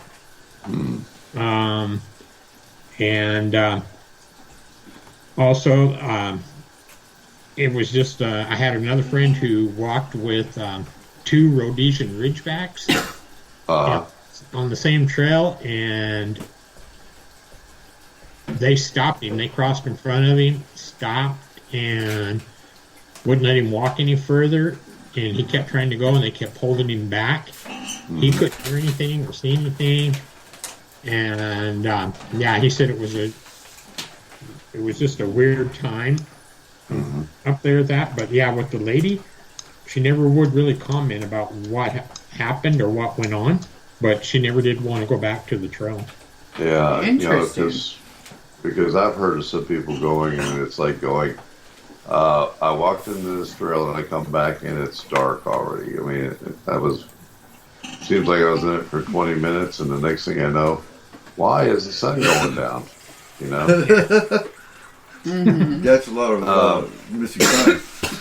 Right, it's like missing time, but it's happening in a state park, and they don't have any recall, they don't have anything. It's just like that, and the experiences that some people have on some of these trails. And you're right, they're given trails that people walk on every day. Exactly. And then all of a sudden, wham! Then there's a person that has an experience on it that will never go back there again, and they don't talk about it. No, and she never did. They camped here after that, but she would never go back to that area. That's amazing. I'd like to know her story. That would be interesting one to. Right. So what are some of the other patterns we're missing here, Arnold? I was going to ask, since you guys been running more and like on missing 411, and he brings it up. Why do you think that it's mostly males that go missing than females? I think I don't know. Without sounding biased, I think it's mostly males that go in the woods. Yeah. Well, Maybe that's changed a lot now. That has changed a lot recently, but in the past, more males definitely did Right. the woods like sports, the hunting, different things like that. than females did. It has started to switch around where we're about even now. It has in the last few years. You see more females going hunting and whatnot. The last 100 years, right? It's been mostly male oriented. Yeah. Maybe the female Amazons that don't have any males need to. That's the way I'm going to look at it. You would look at it that way, Barry. Man. Just going back from like 20 this year back through as far as I could look right now through all the stuff, it was mostly males that disappeared. Well, the other thing about that is we don't really know the purpose of the disappearance. And we don't know what it is that they are doing, or who it is that's taking them, or what is happening to them. So maybe whatever's it could be something to where they need a male of our race to do it. Or they see the males as threats, so they take them out of the equation. Yeah, that could be. Yeah. Mm-hmm. And again, you see more females packing today, carrying weapons of some form. So that may change. But prior, firearms were more a male-dominated weapon. Correct. So maybe that's why, and again, maybe you'll see that shift because of that fact. In my last few years of working state parks and working at the last park I worked at, it was a campover spot for people bicycling from Washington down to California or coming north, and it was a lot of the last 4 or 5 years. It was a lot more single females that were coming in, riding them across, north to south or whatever. And that was what got me. I'm like, here's all these single females out riding, up around the Olympic Peninsula or down through Oregon, California, along the coast or up in the hills or whatever and stuff. So it could be, in the near future it changes. Right, because, the other thing, though, too, is that males, given the last about 100 years, males are more apt to go there by themselves as well. Yeah. They are more likely to not be in a group while they are going.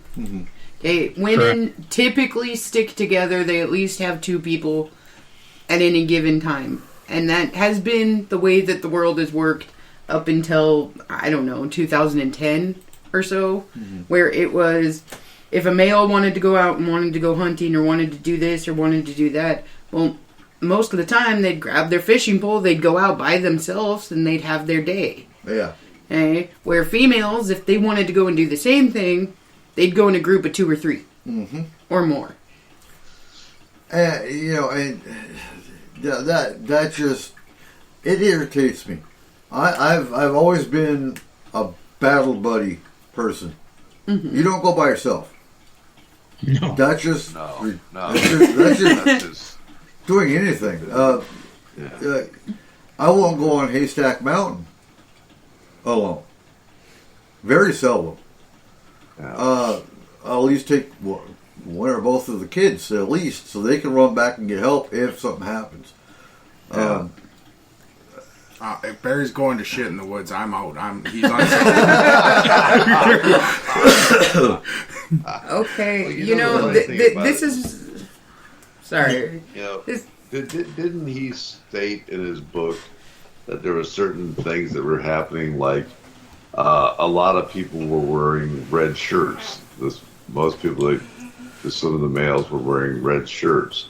Some people said that they also saw something that was peeking around the tree. It looked like they were spying on them, or felt like they were being watched continually. Yeah, and the other thing is the damn shoes. What is it with the shoes? Hey, If they were found, they were always barefoot. Barry? Or the shoes were found. Yes. Barry, have you ever seen Star Trek? Oh yeah, many times. Okay, then it's always the red shirt. Yeah. It's like, yeah, true. But I mean, is there, Arnold, have you seen things that have happened like that in the area where something unusual is? Do they report seeing? Oh, I thought I saw somebody peeking behind a tree and following me on a trail or anything. Have you heard that before, or? Yes. Have you? Wow. Yes. Especially the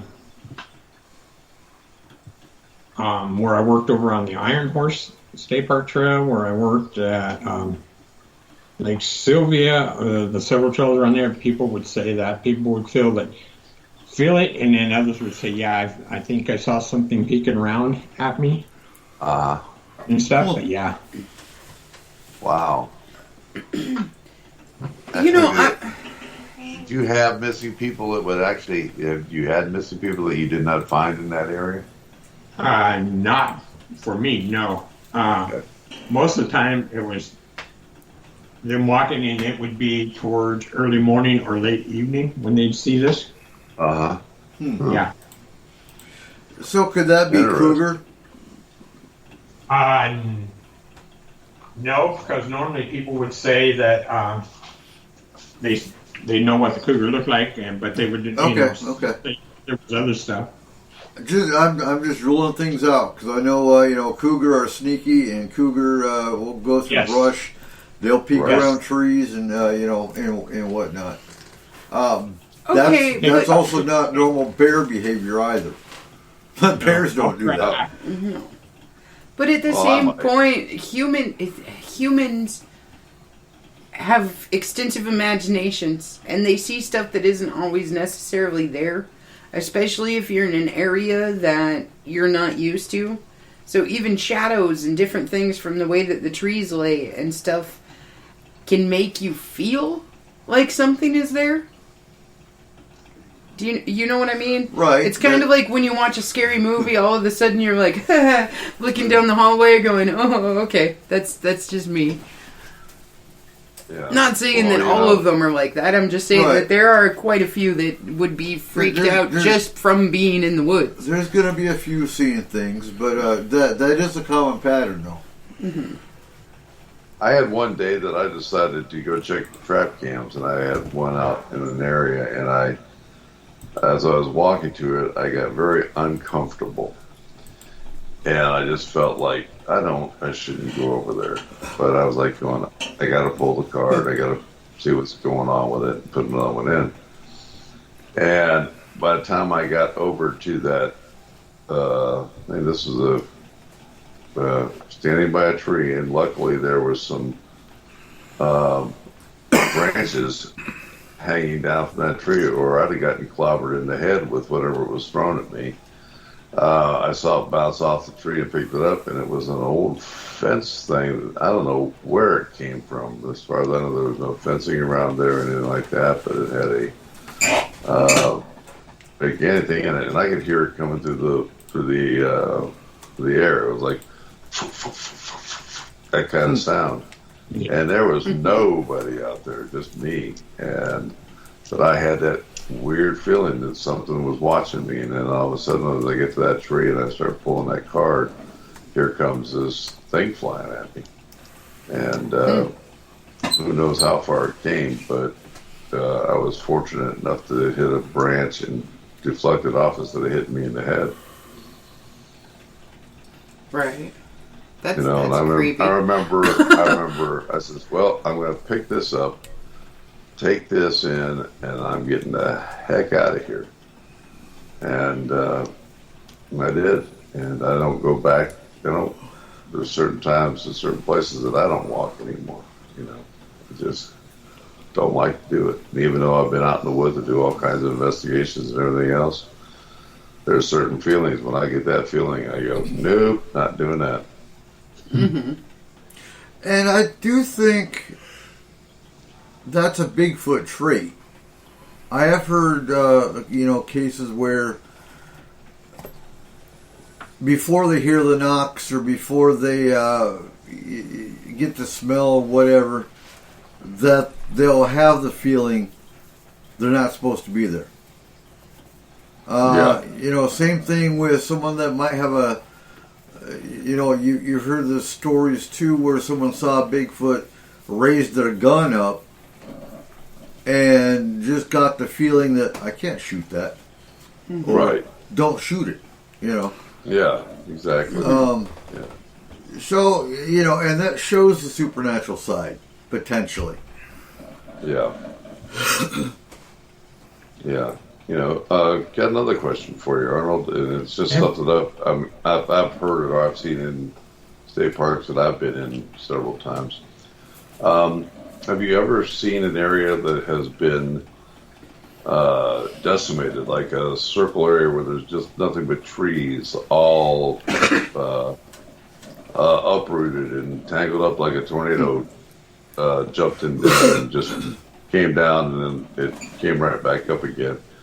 I've seen that 3 times in different parks through the country that I've been in doing investigations.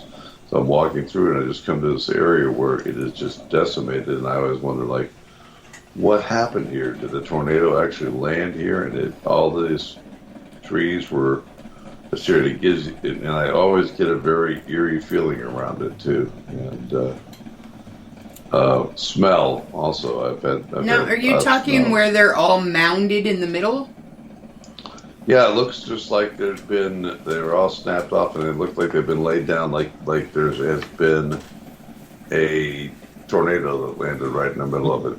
You walk into the woods, you don't know, and all of a sudden, here you are in this area, and you go, hey, I can't go anywhere because look at all these trees already, and I've walked around it before. What if that's a forest version of a crop circle? Could be. I don't know. I have seen that because when I worked for state parks, I would go out and do what they call tree surveys for risk health assessments and stuff on the trees in many state parks. And while walking through areas, you'd walk in and like they were all snapped off. Yeah, exactly. Yeah. Laid down, and it was like, okay, what happened here compared to just a little ways from there? Yeah, did it give you a very creepy feeling? And it's not a real big area either. I mean, that's what's weird. It's just like, I'd love to know what kind of feeling you had when you saw it, because every time I've seen it, I just kind of go, ooh.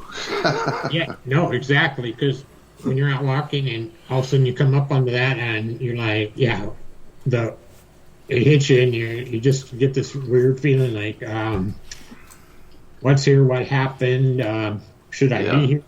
Yeah, it's not natural. It's so unnatural because it always seems to be a complete circle too. It's not just I mean, you could actually look at it and know that this is a circle. Okay, real quick, we need to take our break.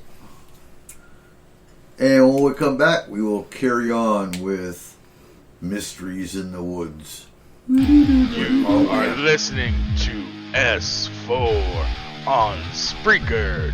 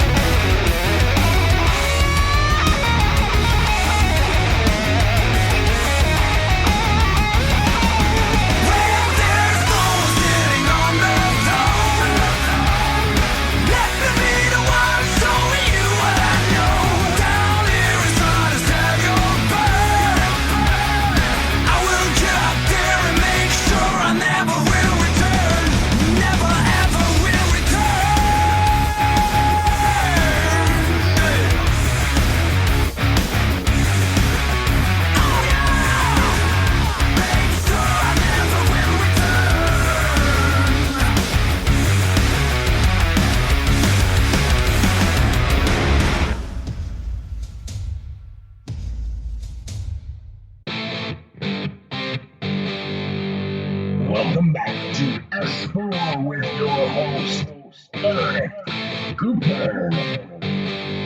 What? And welcome back to S4.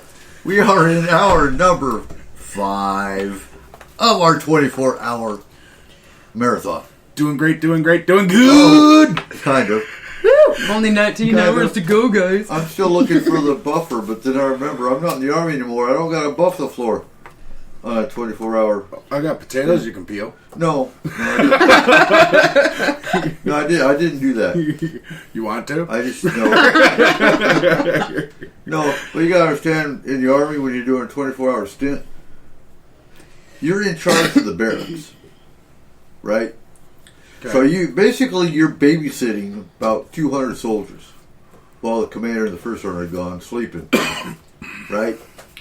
So before they get back in the morning, you have to buff the floor and polish the floor. And I mean, you get a whole list of, a whole book basically of shit you gotta do before the commander and first sergeant, before the morning. So that's what you're doing for 24 hours. Jesus. Yeah. So me sitting here just talking on the radio, that ain't shit for a 24-hour show. But yeah, we're gonna ask you how you feel about that at about 4 p.m. Okay. That's okay. Mark and Gubby here. I don't gotta talk so much. Oh wait, yeah. So get your paper and pencil out real quick. No? No. Oh, we Don't doing it yet? be like that.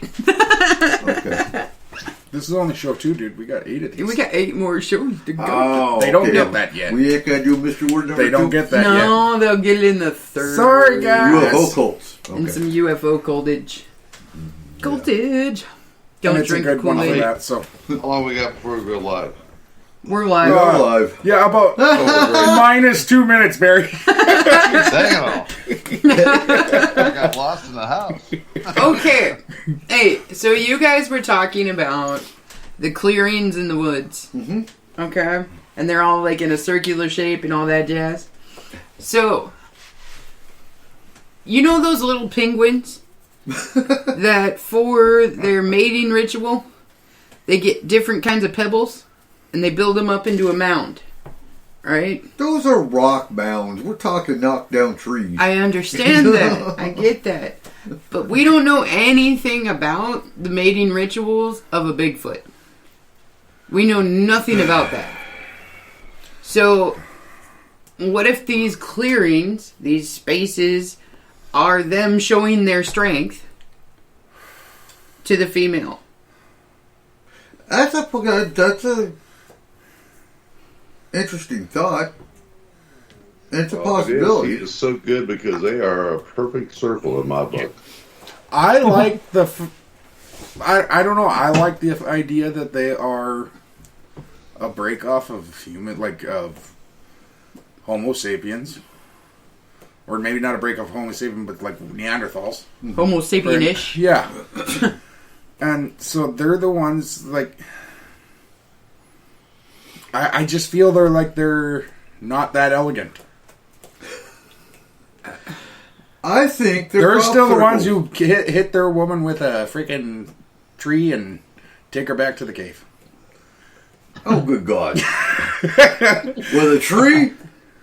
Well, yeah, they got to knock her out. They kind of want to keep her alive, I would think. Well, it's pretty hard to knock out a Bigfoot, so you know.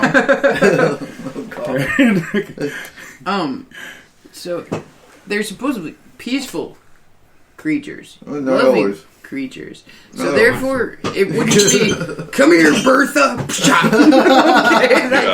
That's not cool. I think their clan is very tight and very. Oh, absolutely. Absolutely. They take care of their children and do all that kind of stuff, you know. Absolutely, but like that doesn't mean they're not animals in the bedroom. I'm just saying. Maybe those are the ones that. Those are the have ferocious foot. hellhounds with them. Yeah, I'm gonna call those ferocious feet. Ferocious Yes. feet? Ferocious feet. Okay. Yep. Arnold, I got one more question I have to ask you. And it's another strange one because cell towers and that kind of weird things. I don't know why they end up. I've seen some in national forests and state parks where I think it's like, what am I doing seeing that? But they seem like they have, there's no purpose to it, that you don't get any strength or anything else. You can still have terrible cell service out there. But it seems like they have a weird vibration or a frequency that comes from them. And I was wondering if you ever have seen them kind of like lined up like that. Do you think that they could, I mean, if you have seen them, I'd love to know that. And two, do you think they were used for some kind of marking device or something like that for something to be able to follow that path or that trail? What you're talking, like our cell phone towers and stuff? Right, but these are different towers. They've got weird listening devices on them. They've got something like gigantic cones on them. Okay, the Coney Towers. I have not around by where I've been, but I haven't. I was just trying to think back if I've heard of any like that and stuff, and while talking with other rangers and stuff, and I can't think of any that have been like that. I do know it's kind of odd, just with cell phone towers, or let's say with our park radios or park radios that went off the cell towers and stuff. I just thought it was kind of odd that ever so often that they would have to go out and readjust the signals and stuff, and sometimes it would make an area worse, and other times it would make an area better. And it was just they did this a lot, and it just kind of got me to think, why are they having to adjust these so often? Right. And because I know for a fact of when they were working on the the towers that State Patrol used, they would turn them to where they would only really help certain areas, and other areas would have to go worse on service or not that great on service. And then also they'd have to turn them back, and I'm like, that's taking somebody out there to climb that tower to adjust those.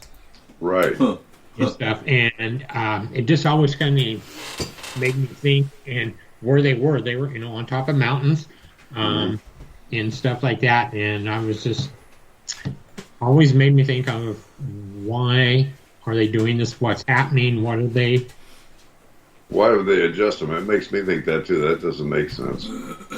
Yeah. Did you ever see you ever see military around some of those towers? Oh yeah. I mean, that's what I heard. I mean, especially now that it's kind of interesting out in the Grace Harbor area, Elma area, where now the military is doing maneuvers, work, and stuff around where the old nuclear power plant is that they never really completed out in Elma. Ooh, that's scary. Okay. Yeah, there's 2 towers that are going to be a nuclear power plant, and now the military is kind of taking over and doing different things out there because of all the tunnels and stuff that are out there. There you go. And that's where a lot of Bigfoot sightings for Grace Harbor County have been, is out in that same area. So, yeah. Very interesting. Yeah, or like when we lived on Snoqualmie Pass, you go down towards Yakima, going through part of Yakima, you go through the training center, and sometimes they would shut your phone off, your cell phone off, your personal cell phone, and sometimes your cell phone would work going through that area. There's some weird shit on Yakima training range. I've been there a couple different times. God, yeah. This would have been back in 2003. So, Fort Lewis sponsored the Japanese CALFAX. It's a combined Army live fire exercise. The Japanese Army would come here, and we would go out there with them in Yakima training range so they could fire off their weapons and do the ranges and whatnot. Oh my God, they got some crazy Humvees. Their Humvees have four-wheel turning. Never seen that shit before. And they're smaller than ours. I mean, you figure the Japanese are smaller in stature anyway. But their Humvees are actually smaller than our Humvees. Just a little bit. Not a whole lot. But ours are 8 foot across, and theirs are probably about 6 foot. I mean, they're a lot smaller. But yeah, there's certain areas out in Yakima training range that are... there's one spot that had nothing but like satellite arrays. Weird. With I don't know, completely fenced in. You couldn't get to. It just seemed kind of odd to me. It is desert. So, playing the devil's advocate side, I can look at it and say, okay, it's probably for cell tower. It's probably for some kind of communication.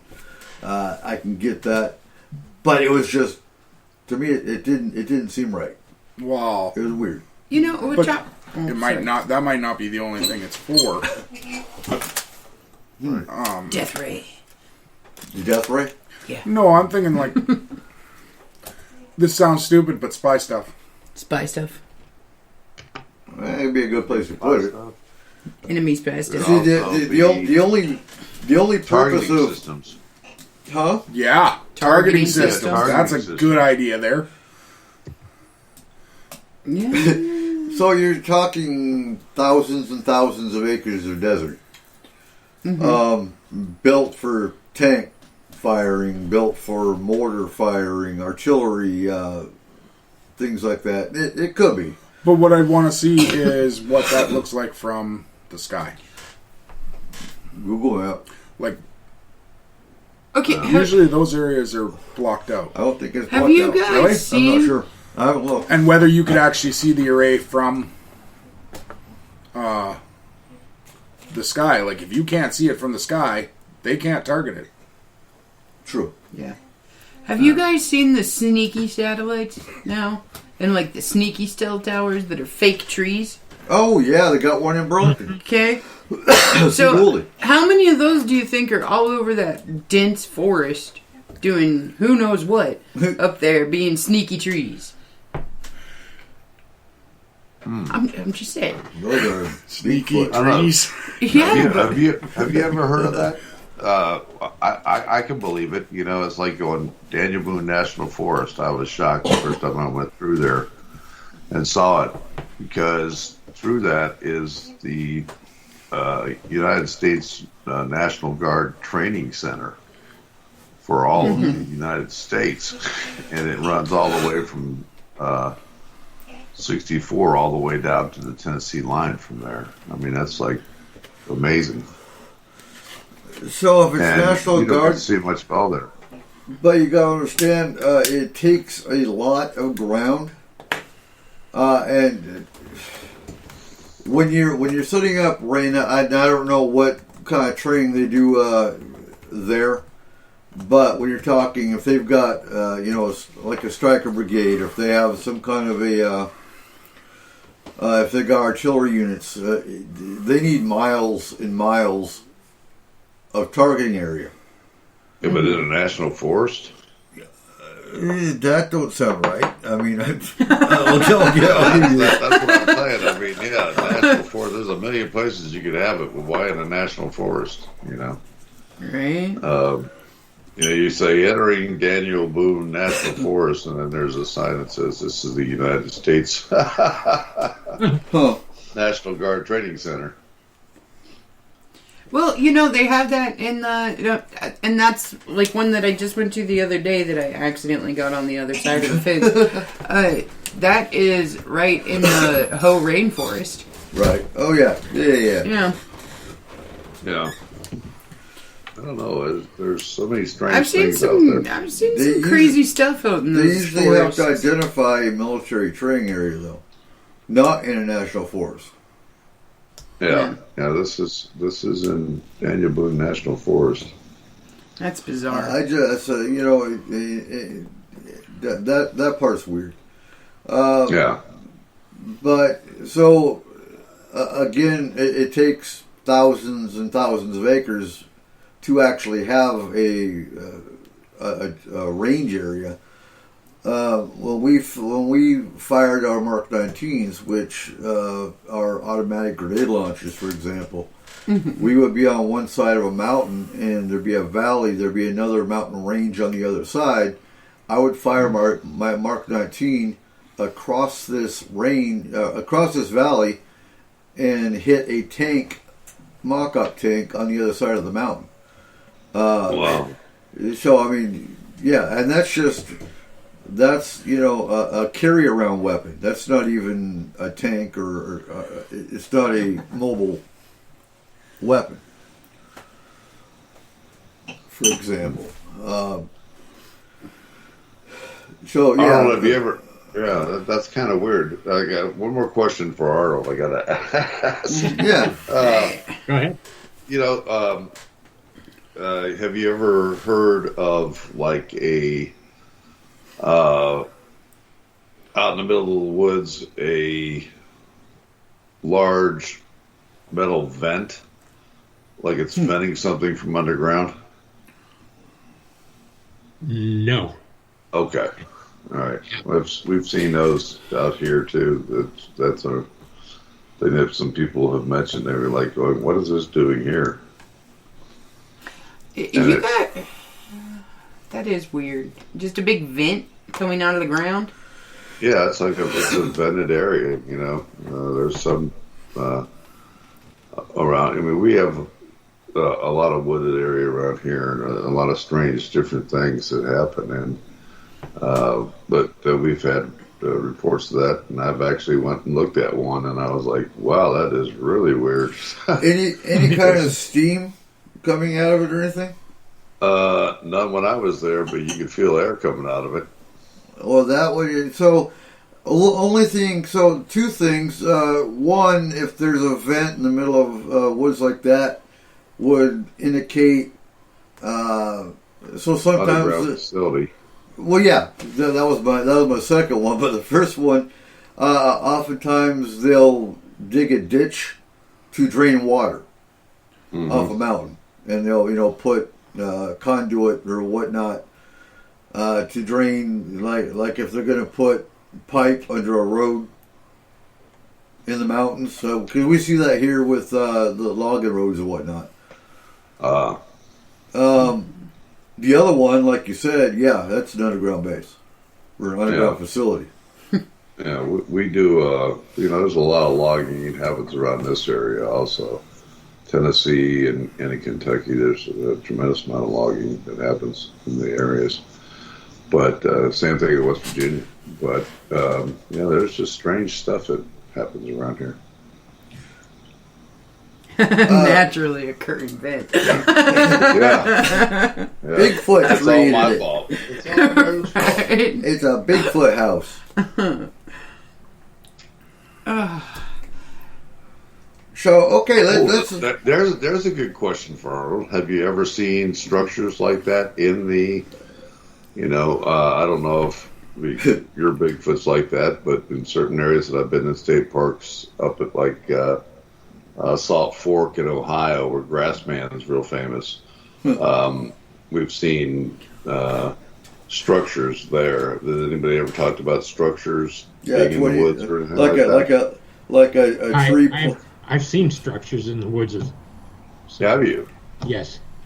I mean, in state parks, and going back to where we stayed at our friend's house, who was Native American, when we walked on his property, smaller trees bent over and almost like weaved together. Right. Making like a hut type thing. Yeah. Yes, exactly. And then like moss and stuff on the inside. Right. Yeah. Right. That's a Bigfoot house. Yeah. Yeah. So, any bodies inside? What's that? Any bodies inside?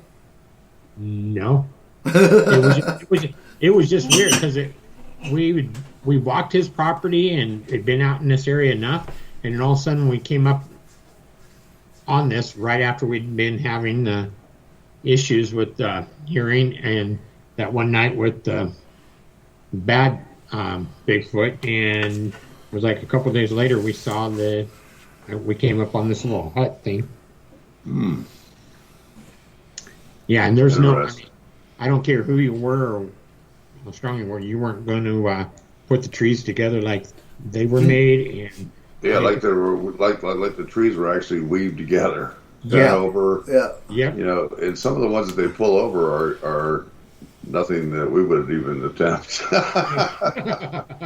No, and that was just the craziest thing. I was like, okay, we've been out here enough and around here, and then all of a sudden here this is, and I was like, all right, it's here. But in state parks, I've seen that as well, but not so much as the trees been over and weaved together, but maybe like broken off trees and stuff stacked up, kind of in a hut type or in a lean-to type situation. Yeah. And I'm like, okay, where this is at, kids aren't going to come out and do this, right? Beavers. Hey, you didn't get no pictures of it? No.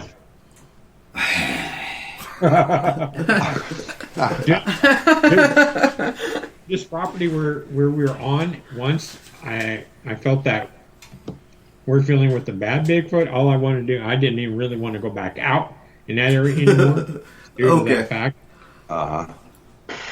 Once you felt that, it was like, okay, I'm going to stay away for a while, let this thing pass its way through or move on somewhere before I want to really go back out there.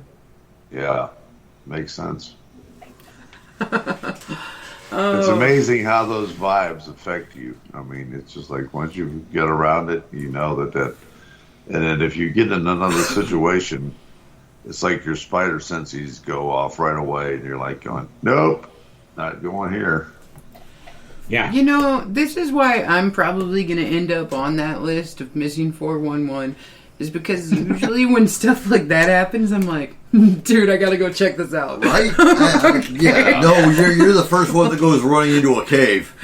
Oh, what is in the cave? Let's go look. Guarantee you will not be missing 411, because if you were, it would be aliens. They would be with you for 5 minutes and they'd throw you back. They're like, no, that one's crazy. We're putting her back. Yeah. Right? Because I'd be poking them. Hey, turn red. What do you do? Okay, so for the last half hour of the show, let's talk about what's taking the people out. What are some of the theories? Rapture. Squirrels. Squirrels.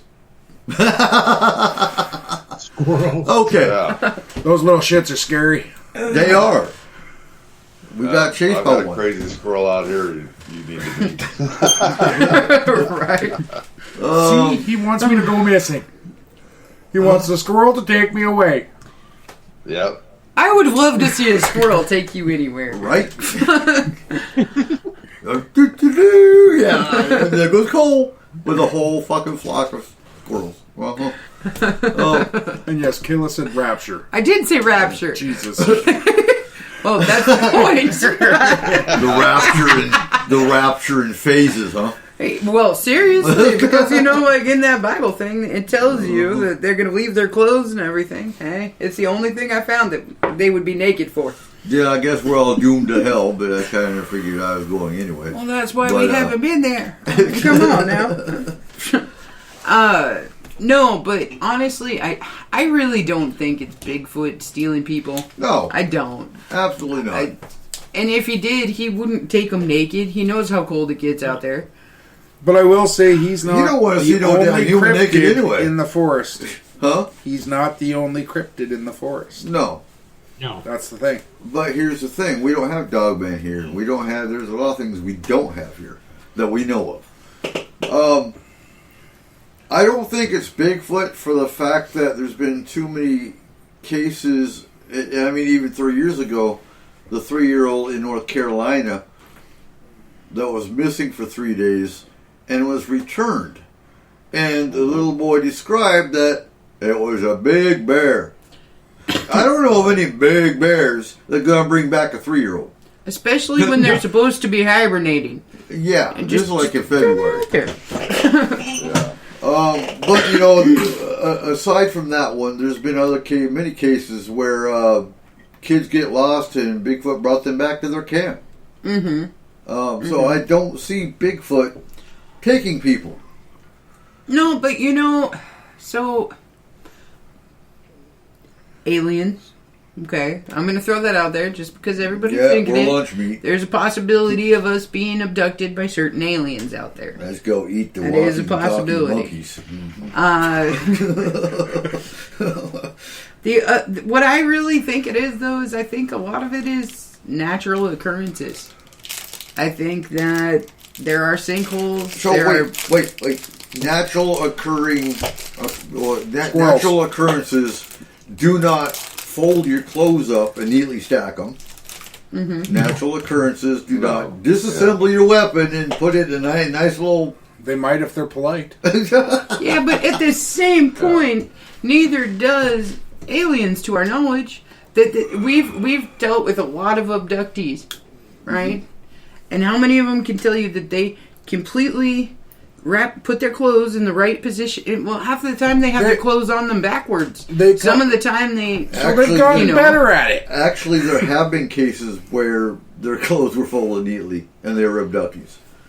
OCD Greys? Does that mean it's alien? Why is that so weird to say? No, I mean, it's a possibility. I'm not saying that it isn't. I'm just saying that if this is in every one of these cases, though? No. So that's my point. I don't think any one of them is the definitive explanation. I think there's a wide array of things going on that's taking people. I think, like I said, government's taking some of them. I do think that. I think wormhole's not the right word. I think portals are a big part of it. Okay, then why wouldn't it be able to take the clothes? Huh? Do you think there's something in a portal that can only take a human being? I think the clothes are another thing. Oh, okay. Gotcha. Because not all of them have neatly folded up clothes. Only a few of them do. Right. And same with the weapons. Now, I don't see aliens disassembling weapons either. I have no clue what the hell is taking apart weapons. That one's a mystery. Because I can't think of anything in my brain that's going to explain why your weapon is disassembled. Right. It doesn't make sense at all. Okay, so maybe if you want to look at the alien factor, we know that some races speak to you telepathically. Maybe in those cases it is an alien race that's telling you, "Oh my God, we're scared. You've got a gun. It's a big gun. Could you please take it apart for us and just lay it on the ground?" And some dumbass going, "Okay, there you go." And then he's taking. I mean, I don't know. Did anybody see that YouTube video where a Men in Black come in to talk to this girl and he moves his hand and she takes the clip out of the gun and grabs her purse and walks around the front and walks out the building with it? Yes. No. Okay, Joe. Joe says weapon disassembly is definitely the squirrels. Damn right. Especially, well, at my house, I would believe the squirrel thing, Joe. Believe me. Right? Okay. Now we just need to teach them how to mow the lawn. Oh, God. Take out the garbage. Like, if we could teach them those things, these things would be useful. I'm racking my brain. I can't think of a reason to disassemble a weapon. Okay, I can. What? So, have you guys... Okay, so there's a ton of different tribes that live on islands and live in different areas that we don't know about or we haven't even seen yet. Okay? So, if it were a tribe of people, that lived out in this area, they would disassemble a weapon just to see what it was and how it worked. Kayla, if I gave you a gun, you couldn't disassemble it. Well, that's BS, but whatever. Joe watched a squirrel today completely disassemble a pine cone. That's it. It's got to be the squirrel. You honestly think you could remove the stock from the 22? I think there's too many different things. I think there's too many different things happening all at one time.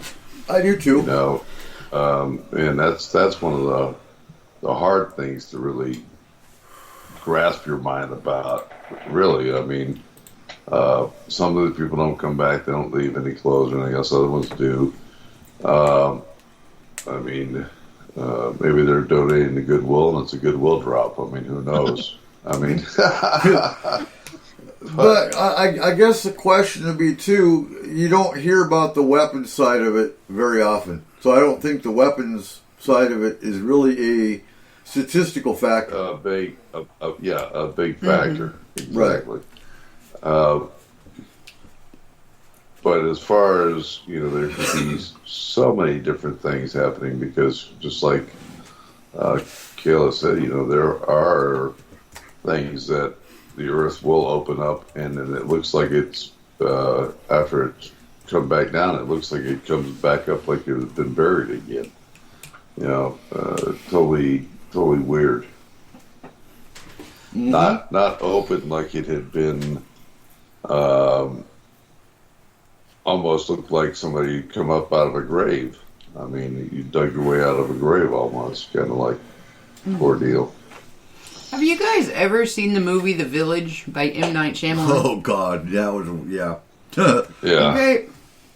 So, do you think there's any validity to that? I mean, like, could some rich dude that wants to go and live out in the woods off-grid have bought a piece of, like, some national park and been like, hey, all right, this is going to be my village?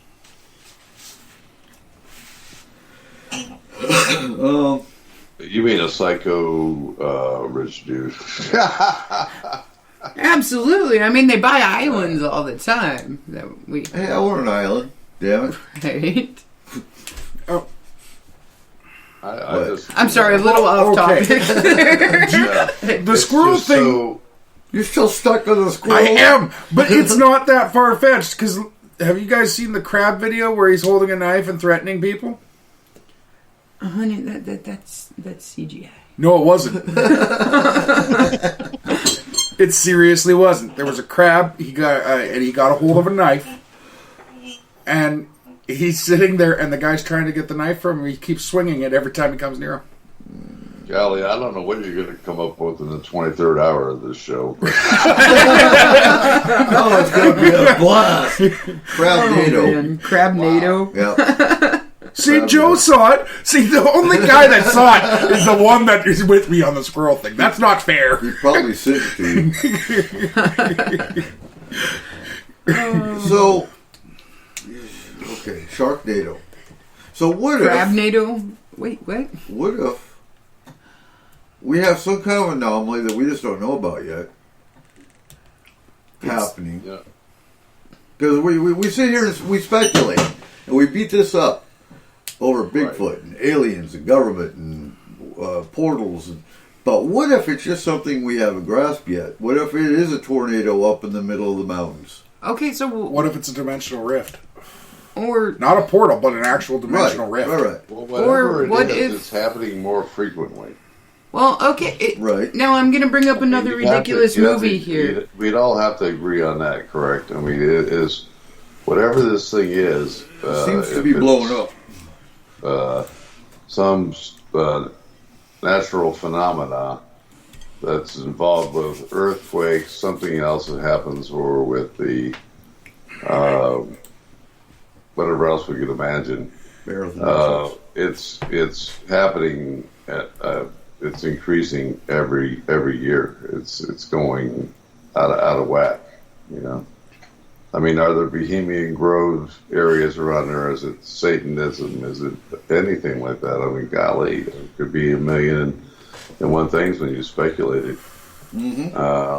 But you know, if it is a natural occurrence, wow, we got something really big coming down the pike. Oh, we kind of know that 2020. I mean, Hey. So, Yeah. again, on the movie subject here for a second, have you guys ever seen the movie The Happening? Oh yeah. Okay, so Mark Wahlberg? yeah, where the plants, The plants attack. So, yeah. is that all that far fetched? I mean, so these are happening in national forests the plants, and national parks. The plants are killing people, but If it was going to in happen, this case, the plants are making people disappear. I'd much rather have it be. Well, Like, I mean, if a Little branch Shop of from a Horrors. plant comes down and grabs you out of there ain't going to be any footprints anywhere. There's not going to be anything. No, but you're going to be screaming. yeah, Not if it hits you with something first. that's true. Oh. They lost complete consciousness when They they lost were hit complete with the- consciousness because of the fact that they were hit with a pheromone And it something. affected randomly. Yes. So what I'm saying is if this Something is new. something that's plant-like that has natural pheromones or natural something in it to cause you to become paralyzed, like a blowfish, if you know, something of that nature, then it can take you and walk away and nobody's going to notice. And you're not going to make a noise. No, and yeah, it's not far fetched because what if it's something similar, a neurotoxin, like what blowfish have, that the plants have, because it's all natural. Right. That's what I mean. What if it's something we just haven't experienced yet or discovered yet? You know, Right. if it's a natural toxin, though, you'd think that they would, it would have to work extremely quickly, and then where does the body go after that? In a tree. Okay, but Who's looking up? have you ever been bit by or stung by a jellyfish? Yeah. Okay, it's I have. immediate, right? What? Oh, yeah. You immediately feel that. You immediately do that, like, deep feeling. You know what I Do mean? that again? Oh, yeah. Yeah. All right, Barry, who Okay. peed on you? Me. And think That's not about far-fetched. how quickly certain spider bites or certain snake venoms and stuff like that get into your system. Right. So if it is something that we haven't experienced before, it could be a small bug that we don't know about that completely made this person go nuts and walk out into the woods and disappear. What if it's the Men in Black flashing that little thing and the people just don't remember? They tell them a story and it's in. We took Joe because he saw 3 UFOs yesterday or whatever, and flashed the light and everybody else's memory goes, where did he go? It could have been a major ordeal, or picked you up and moved you 2 feet, 20 feet down the path. Right, and then they could just clean it up, do a little sweeping here, do a little this here. Nobody ever saw nothing. There's no That takes footprints. too much. They're too lazy Too for that cleaners. shit. Yeah. Except we don't know if there is some animal or some creature or something out there that would be capable of making you forget or making you lose time or making you... So let's say that you think that it's been 3 seconds since Tim disappeared. Here's the problem with all this. This is something that's been going on since the 1800s. Mm-hmm. Yeah, it has forever. Plants haven't liked But it it's since the getting, 1800s. but it's getting. But it's getting worse But it's and getting worse. worse now, yeah. Okay, so before, maybe we moved into this territory of this animal, this plant, this whatever. No, what if this is affected by climate change? And it might be. It might be Could something be. that it heats up or That's it cools why down and it's getting because worse. The climate change thing is getting worse. It's a I possibility. mean, I don't know. There are so many possibilities. We could sit here and speculate all day on all of the different that's what we possibilities. do on this show. No, we speculate about no. everything. What do you think we're doing for the next 24 hours? Oh, I've got to. You know what? Something just came to my mind that I remember from one of the questions I asked Arnold, and I have to ask this to him because. Hurry, you got 10 minutes. We're talking about those circles, right? Yeah. You know, I have left the woods and tried to go back out there and take somebody else out with me to look at it and never find it again. What happens to them? I mean, have you ever had an experience like that? Just a couple of times when I've walked out, but it's not usually been with someone to go with me. It's when I've been continuing to do some work and I walk out, and I'm like, I know this area's the area hitting, and all of a sudden it's like, well, where'd it go? Right, exactly. Yeah. Damn. Okay, that's what okay. Thank you for. No, that's creepy as well. It's like, you know, you've seen it, you know what it looked like, and it should be there, but and it's not there, and you know the area well enough to know that you're in the area. Exactly. Here's what I'd be curious about. So you take that kind of an area, and I don't carry an EMF meter with me everywhere I go. I know you probably don't either. But I'd be curious to take an area like that and see if it's got some kind of EMF anomaly or some kind of a radiation anomaly or, you know, some kind of a paranormal detectable anomaly in those kind of areas. Well, do you know what the weird thing about it is? And this is what's strange to me and what we do with investigating and everything else. Mm-hmm. I normally have a camera on me, a cell phone, something I can take a picture of. I've never taken a picture of one. No, you don't think about it. You know, you just don't. And It's like going, we're not going to do this. I mean, why would we do it? You know? And you've probably got a cell phone at least in your pocket that could take a picture.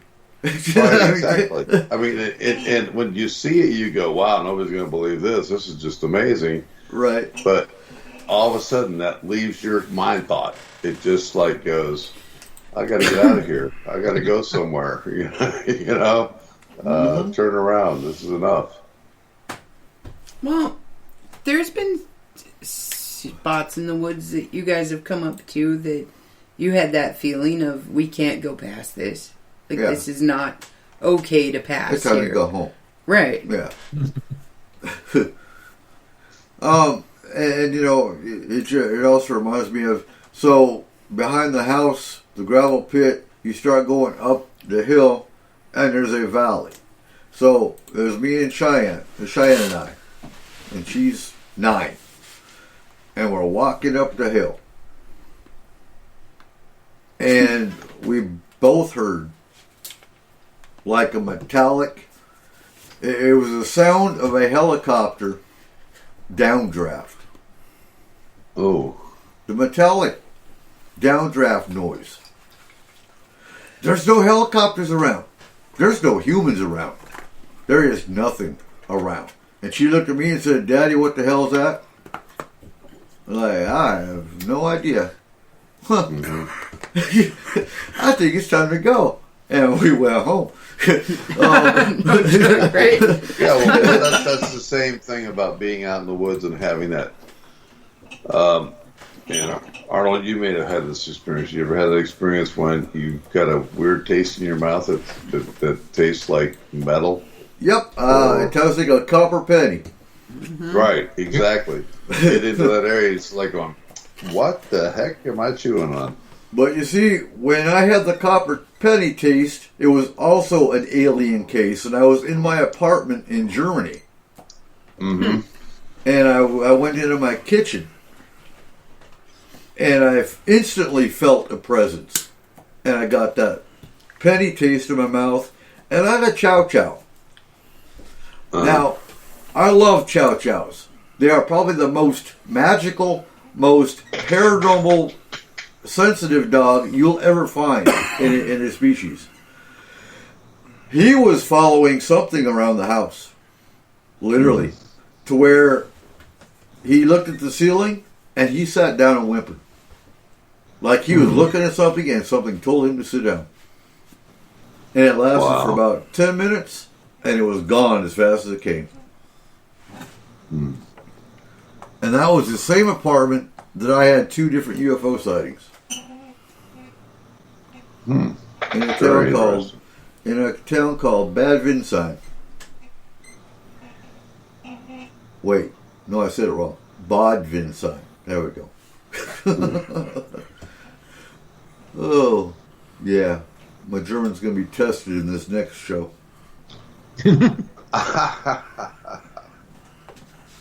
But Gieselschaft. That's a name of one of the UFO cults.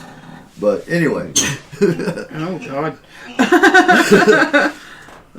Oh, no. They're a cool cult because they actually believe in the Antarctic Nazi UFOs. But, yeah, anyway. We'll get there later. Your wife would smack you if she ever heard you say they're a cool cult. Well, they're interesting. There we go. They're not cool, but interesting. There's a whole shit ton of interesting. Okay, so just a thought here, but when you guys were talking about the fact that you get that, like, penny taste, you get that metallic taste to you, what if it's the barium? Okay, explain. Barium from what? Okay, so plants have small amounts of barium in them, and so does soil. So if you have a high enough content of barium in the air, it's going to taste like metal. It's going to have that metal taste to the air. Where are you going to get barium? From the soil and the plants, if there's any kind of So, updraft. when it happened to me, I am 2 stories up in an apartment. I hadn't eaten anything. Yeah, what you got now? Huh? You had a stroke, sir. I've had it happen, when we're out in the woods. I've had it happen in the woods. I've had it happen in a home, just like Eric's talking about. Right. But it is a weird thing when it happens out in the middle of the woods. I don't know why. There's no smell. There's nothing like that. You just feel like, what did I just, come across? Right. And that's when you want to leave. Yeah. And then I've also had the taste of, or the feeling of, like, blood in my mouth. That's iron, though. Mm-hmm. Huh. Okay, so we're coming down the last 5 minutes of the show before we have to jump into the next show. Thank you very much, Arnold, for coming on. Yeah. Yeah, it was very great. informative. Arnold, it was awesome. Thank you for answering my weird questions, but I sure do appreciate it. Not a problem. I mean, there's a lot of stuff out there that, like I said, I've seen, I've dealt with, and heard from others, so. What is the oddest thing that you've seen while you've been out there? Not seen, but probably just with paranormal stuff. Felt in the houses that I've lived in state parks. Yeah, and that was, hearing people like walk up and down stairs, feel cool air come through. We lived in a rock house with the wood on the inside on the walls. Be sitting on a couch and have cool air come and envelop around you. To just this one house just seemed to have it all. So yeah, no, it's most of the time if I'm going to find anything, it's in the places that I've lived in state parks. And I don't know why so much it hits that, or if it's just where the entity or whatever comes in that says that's where the staff live, so we're gonna be here. Yeah. Well, it could be ancient, so much is tied to the land also. And that's true. When they build these things, I don't think they think about that. They just put it up, and then they built on my home, so I'm going to come in their home. Right. Exactly. All right. Well, thank you again, Arnold. All right. And knowing Arnold, he's going to guys. continue. And knowing you're going to continue researching because you're so enthralled with it now. I'm going to bed now. Yeah, rub it in. All right. Well, good night, Arnold. Go get some sleep. Night, guys. For all of you listening live, remember, we will be back at 4 o'clock on the dot. So refresh your pages, get yourself your coffee, get whatever you need to continue listening with us for the next 18 hours. 18. Yeah. Holy crap! Only 18 hours left. We're doing good. Woo, we're kicking ass and taking names. All right, so we Taking will be names and back. taking that. What? You doing okay, Barry? I'm good. I'm still good. Perfect. I'm getting ready to cook breakfast. I'm waiting for the sun to come up. It's almost that time. So next up, we have UFO cults with the S4 team. Absolutely. All right. All right, Eric. What do we say? And remember, keep your eyes to the skies. Ladies and gentlemen, thank you for joining us tonight on S4, the official voice of Forest Moon Paranormal. You can contact S4 through our website at www.s-4radio.com or on Facebook. Make sure you give us a like on our page and join the Forest Moon Paranormal group. If you are interested in advertising, take a look at our packages and contact Cole or Eric at 1-360-999-2830. Again, thank you. And remember, keep your eyes to the sky.